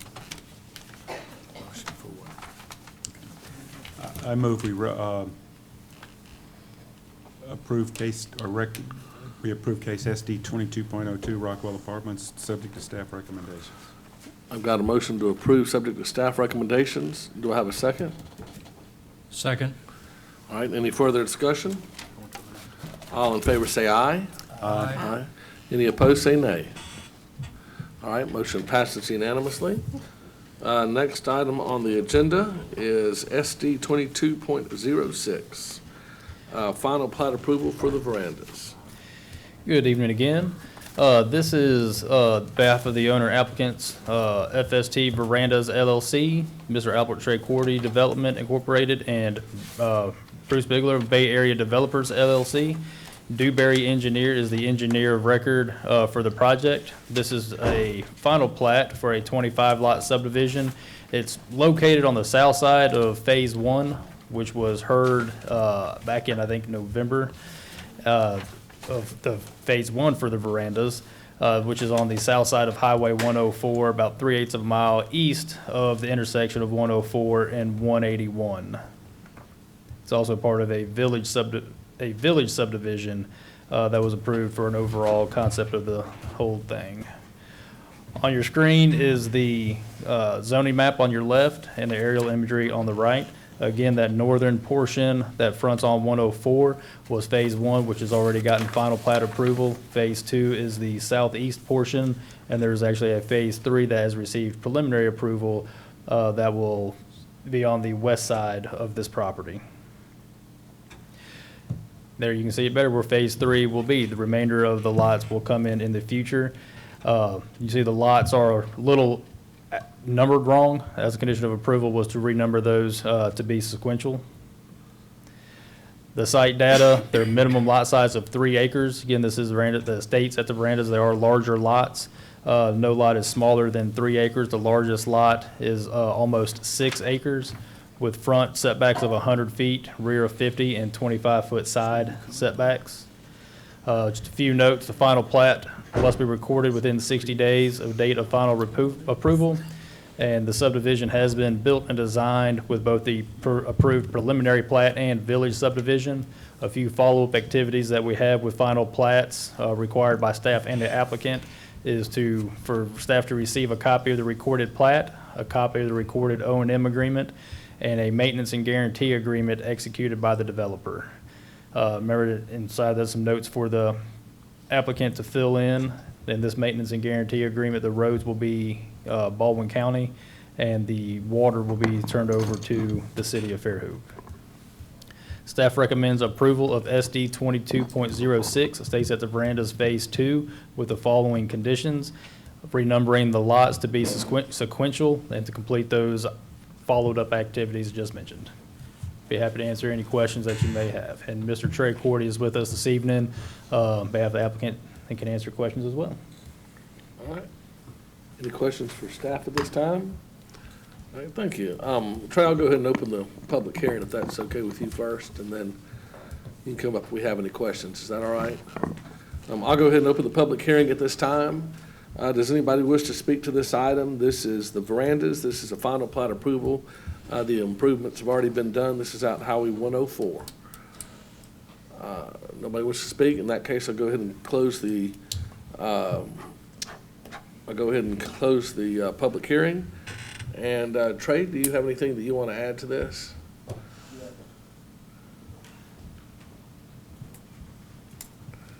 It might seem minor, but I'm lucky there's only one exception. But the renumbering is a issue for me because we've already got all of our site signs installed. Our website is based on the old numbering system. We went through the village site plan a year ago. This came up and we got that revised. So I've also got reservations based on the old lot numbering system. I got contracts on some of the lots on the old numbering system. So I would like for that requirement to not occur. And one, in my defense, so when we started the verandas, our phase one, because the city required it based on the village site plan, I don't think the staff, some of the staff was here then, but our phase one is actually called phase two, and it starts with lot 63 and goes to lot 107. Our phase two is called phase four, and it didn't go sequential from 107 to lot 108. It jumped to 145. So it's all jumbled up anyway. So I'm asking. Is this going to have to do with the address at the end of the day? No, the addresses are done by 911 when we submit for building permits, so it has nothing to do with addresses. It looks like it's just 2 lots that would have to change, just 15 and 16, because the rest of them are sequential. No, it's sequential. Once phase 3 is developed, everything will be sequential. Okay. Okay. So I'm asking. Where'd you learn how to number? I didn't know. He wasn't able to take his shoes off in the meeting, and that's why he couldn't get the number and counting right. So it's it becomes a issue. hardship on us if, and Ken Hurd, who's our real estate attorney and closes all these lots, he goes, Trey, he goes, back on the phase one, he goes, just because your first phase is phase 2 and it starts with 63, it's not a big deal. It's still an accurate legal description based on. Once you do phase 3, then they will all be in, Yes. they'll all be sequential? Yeah, they'll all be sequential. Of course, by then, it's all going to be regular 911 addresses anyway, won't it? Pretty much. Well, we don't get the addresses until the building permits are issued, and the reason is 911 does addresses based on location of driveways. Right. And so if a driveway even moves 10 feet, Right. you get a whole different street address. But my point is, eventually, when the houses are built, they're going to have their addresses, and these lots are going to pretty much go away, other than maybe some. Well, no, I mean, description from when county. when we do the deeds, it has nothing to do with addresses. It all has to do with lot numbers and, yeah. Right. Commissioner, we're just trying to be consistent. We Yeah, don't have that's a what problem with that that. My numbers go We don't have with to tax keep, records, we don't have a too. problem with that. I mean, No the big lot issue numbers with you? It causes a hardship on me because all of my marketing, All right. everything I got to redo everything, so. All right, that's fine. Chris doesn't have a problem with it, staff doesn't have a problem with it. Okay. All right, That's it, I appreciate it, thank you. okay. No more questions, I'll entertain a motion. I move we recommend approval of SD 22.06, Estates at the Verandas Phase 2 final plat, subject to completing the required follow-up activities. All right, do I have a second? Second. All right, I've got a motion and a second. Any further discussion? All in favor say aye. Aye. Any opposed say no. Say no. All right. Now say old new business. You tell them getting forward. Hunter? Thank you. We've got a resolution in front of us. I guess You want to go over that at this time? Sure, and this is a very simple one. It's something we talked about before. The requirement of final plating, once they leave the meeting, they have 60 days under our current subdivision regulations to get those signatures recorded. With the jurisdictional, with not now 911 signature blocks, I think there was like 5 signatures required a few years ago. Now there's 12. And all of those people are located in geographically unique areas around Baldwin County. So there have been some struggles getting those done in 60 days. We did discuss this about what will be appropriate. So this amendment is changing that requirement from 60 to 120 days. Simple as that. Pretty simple. Any questions, commissioners? If not, I'll go ahead and open the public hearing at this time. Does anybody from the public wish to speak to this item, what was happening, especially during COVID when people were out and offices were closed on random days? People were having difficulty getting all the signatures in time, so we're just basically doubling from 60 to 120 days to get your plats signed and recorded. In that case, I'll go ahead and close the public hearing at this time, commissioners. Motion, Mr. Chairman, SB 2207, resolution number 2022-02, procedure for plat approval, move to approve it. Do I have a second? Second. And I've got a motion and second to approve. Under further discussion, I will add, this does not go to city council because it's part of the subdivision regulation. So this gets approved with us here tonight. Any more further discussion? In that case, all in favor say aye. Aye. Any opposed say nay. All right, motion passes unanimously. Old/new business. Yeah, a couple of, all right, thanks for, we did recommend approval of that one. Just a couple of things. Comp plan is still ongoing. March 3rd through 8th will be the work session where everybody's coming into town. Our whole team, for the first time since we kicked off, and they will be working through that time to present and then kind of go to the drawing board and for the first time start presenting some ideas on paper that we can all react to. The state of the city is this Thursday, 5:30 to 7:30 p.m. I'd like to invite anybody within the city or around the city to come join us. There's each department has a table set up. Love to meet if y'all have questions. We're going to be following up with some trying to really increase our input for the surveys for the comp plan. And then also I'd like to talk to commissioners about, so as you know, we had a moratorium. This was a pretty busy month for staff. And we knew that kind of after this meeting is where we're going to shift some gears to making proposed amendments, things like that. And we got a laundry list of things to kind of look at during this moratorium. And we'd like some guidance. Mike and I and Casey now has been compiling all of those things, but we'd like some guidance on which is priorities. And I know y'all are already volunteering a lot of time, but I would like to request sometime between now and the next meeting, we have a work session to just kind of present those ideas to you and so we can have a pecking order of those lists of things to accomplish. I don't really have a proposed date, but. Why don't you send out a little note to all Send of out a us, doodle or. Give us 3 or 4 days and find out who's got it. Yeah. Who's going to buy lunch? That'd be really Who got it last time? March for early or evening, In March, first morning or afternoon?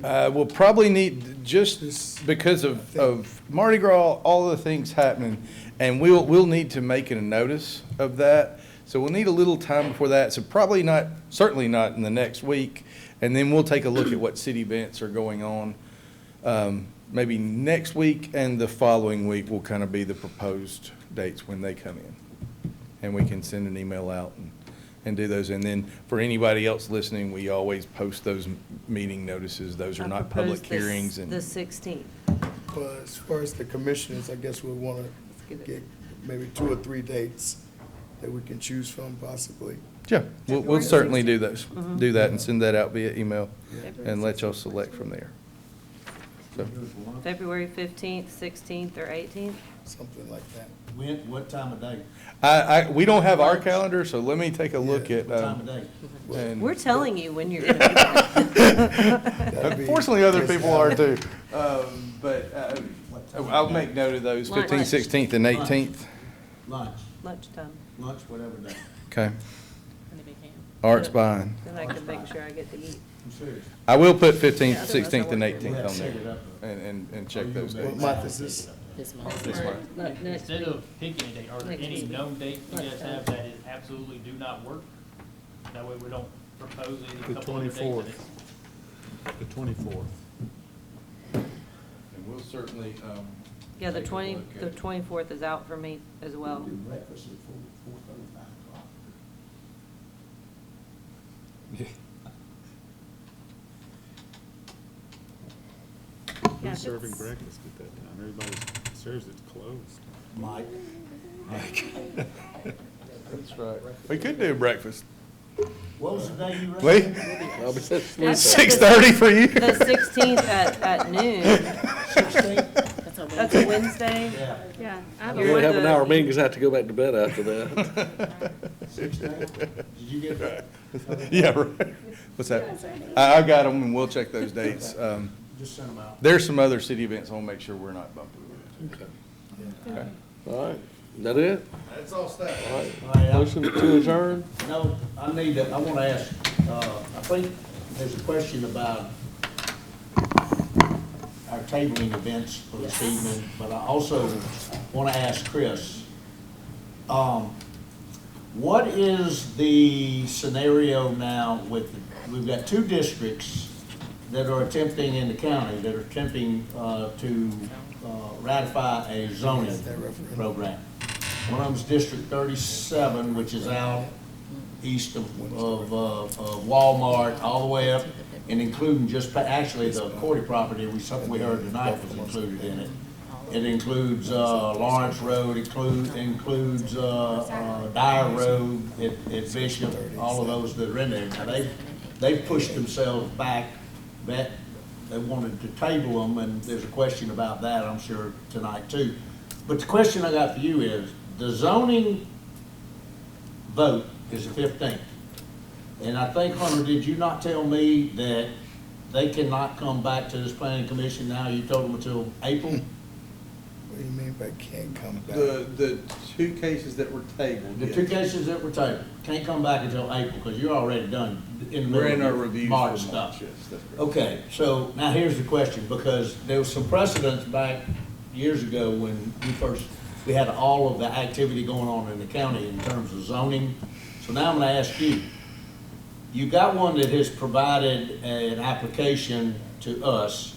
It's not coming back until, and it was right on the heels of, or right before, You say, the zoning vote for, let's use District 37. What district are y'all down at Twin Beach? Eight. Eight, okay. So you've got several applications that have been put in, but you've got zoning vote coming up the 15th of this month. If they enact zoning, they vote to have zoning, then you've got a period of time within which they've got to put their zoning map together. And there are lots of folks that need to be included in that, if they will include them, not just the county, but the city in addition. What happens to an application that's not been approved and not been heard, but that was made prior to that? From the city's, Give me your opinion, and then we'll see if we're gonna argue that. from the city's perspective, the application was submitted, so at the time of the application, the regulations in force at the time govern. So even if it's been tabled, it's still pending with the city. You're assuming that the zoning will pass, but even if we assume the zoning passes, it would still be subject, from the city's perspective, of the regulations in place at the time the application was submitted. Why? what do you mean? I don't, because I'm gonna give you two examples. There were two zoning events that occurred when I was on the planning commission for the county. And one of them actually was a zoning district in Magnolia Springs that ultimately turned into the city of Magnolia Springs. And there were 2 applications in Magnolia Springs that were up front, in front of the zoning. The zoning vote was coming right on the heels of, we just postponed them until that event. And basically, in a nutshell, what we did is we said, okay, here's the deal. We're gonna table this and we're gonna make it subject to whatever the district decides the zoning will be in that particular area. Well, Do you know what the result of that was? Because there was a Yeah, it loss, happened. there was a It went- loss, there was a it all happened. lawsuit, there was also a lawsuit that resulted from that. Not from that one, it wasn't. There was a lawsuit that resulted from that. And what was, So we can talk, I'm happy to discuss and consider it further, but you asked for my legal opinion. My legal opinion is, at the time of the application, what was in force is what governs from the regulatory standpoint, unless, at the time, if the planning commission makes a determination to deny the application, then they would have to come back for a new application, at which point in time the new regulations well, they would couldn't come govern. back for a year once they get denied. The regulations are not gonna change. 180 days? The regulations don't Oh. really change under the planning. Well, let me throw another one on you then. If you've got an application that's been made and you've approved a plat, they've got final plat approval, and they don't come back, they don't do anything for 2 years. And they ask for, 2 years down the road, they ask for an extension, 2-year extension. There's a point at which they've got to then adhere to the regulations that are in force at that particular time. What's the difference? I would have to look at it, but based on your condition, they're coming back for they're submitting a new application that otherwise would be void and failure after the time frame. They've And so asked they're for- asking for an extension, which permits you to add conditions on that application. Whereas here, this is the original application that was pending before, and you're also assuming this, let's have this discussion if the zoning passes, if you want to have this discussion, and then we can, confirm from a legal standpoint what may be in place, because the county may step in and say they have different requirements that are in place too, which is What I see happening separate is from we're the gonna be in city. a fist fight with the county when it's zoned and they develop their map. Then we're gonna have you're gonna tell me that we, the planning commission, have got to look at this proposed development as if there's no zoning, yet the county is gonna have zoning, and they're gonna say, our zoning takes precedent over what you're gonna do. And I'm thinking to myself, all the times people have come into this one right here, they also came to the county and wanted us to protect them, but they didn't have zoning. It's had since 1990 to have zoning, and here's a group that has busted their fannies to get zoning in place, and now we're gonna tell them, well, they jumped ahead of y'all, and because they jumped ahead of y'all, y'all out of luck. You're gonna end up with a massive, what is it, 200 or 150 units or something like that, stuck in the middle of a zoned area that probably is not going to be conducive or even remotely the way that district is gonna be zoned in that area? Unless it gets denied. I hear what I'm you're sorry? Unless we just, There's a lot it of gets things denied. Well, I know, but you gotta have a can't. reason to deny it, and Yeah. they're taking this back now, and they're trying to figure Well, what out, was our reason there's to another deny it? issue that I don't think may. there's anything else we can say. Yeah, Art, other than what- I'm happy to consider it. You asked for my opinion, I've given it. If you want me to discuss it further. I would like to continue, but not tonight. I mean, Sure. I don't wanna have to, go get you a pillow and a little night-night blanket.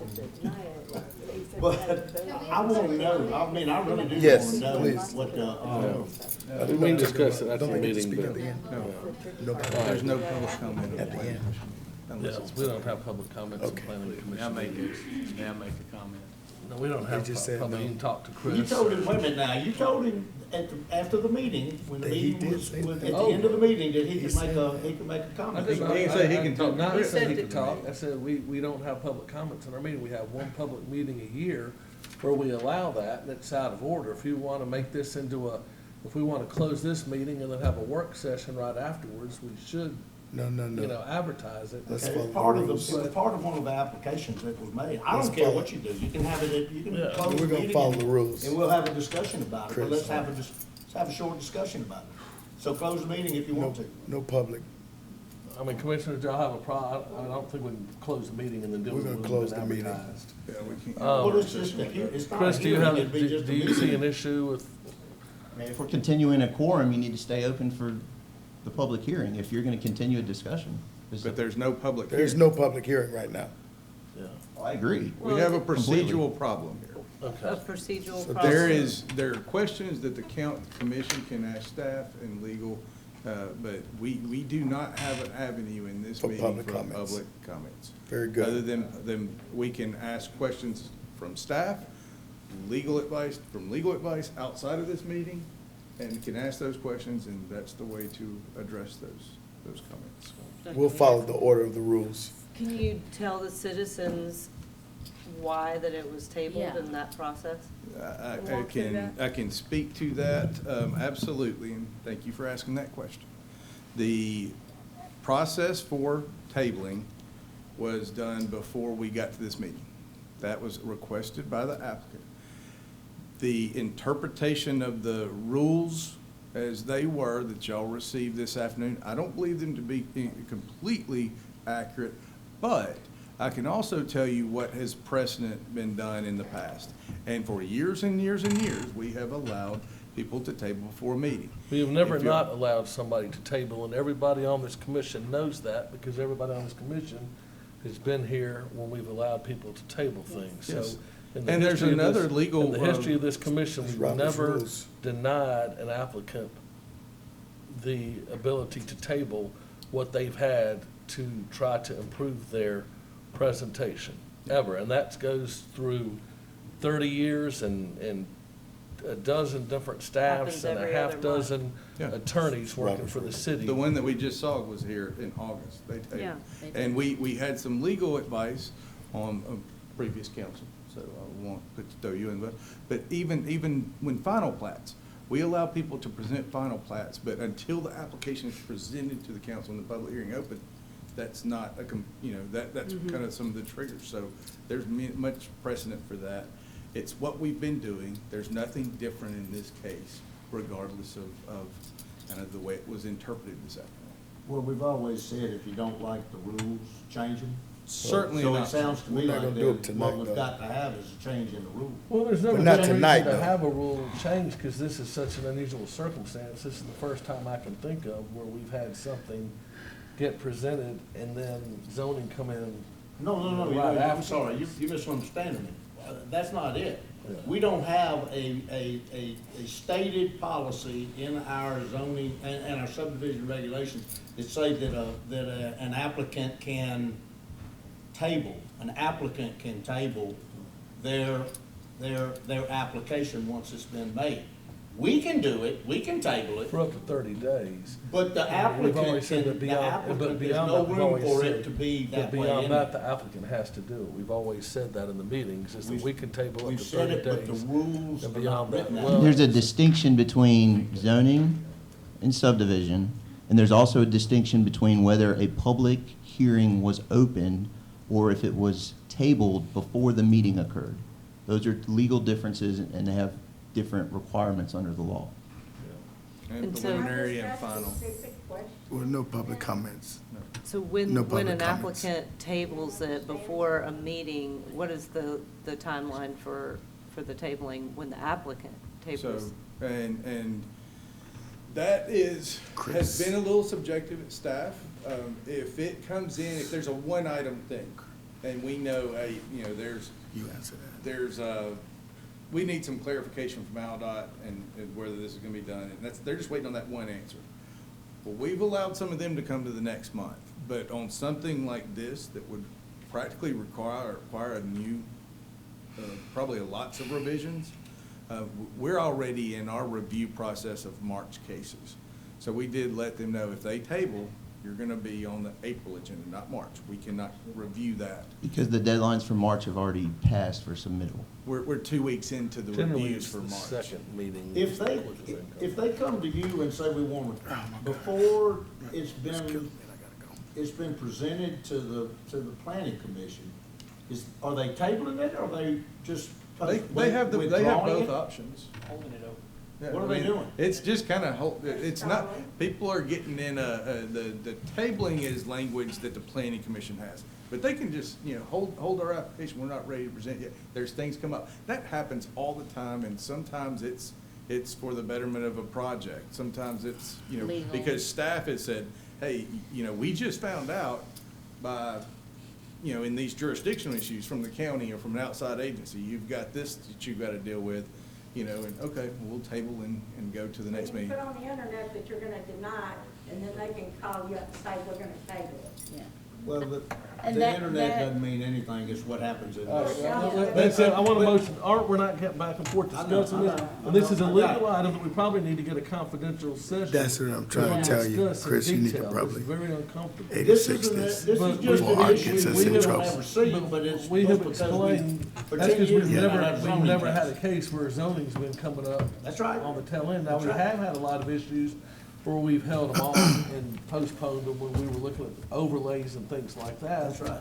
But This has brought a whole new Is the issue. meeting over? not like this, and I think that, without Is the meeting over? researching, getting Chris to look at zoning, subdivision, different deals, to just say off the cuff, there's no provision, I think it probably needs to be researched, and I've read it, and it doesn't say that, but that's me, and I'm not a lawyer. I'll be happy to talk with Chris about it. Yeah. We all need to get. I'd like to make a motion to adjourn. do I have a second? Second. All right. All in favor, say aye. Aye. Yep, Opposed, say no. that's how you do that.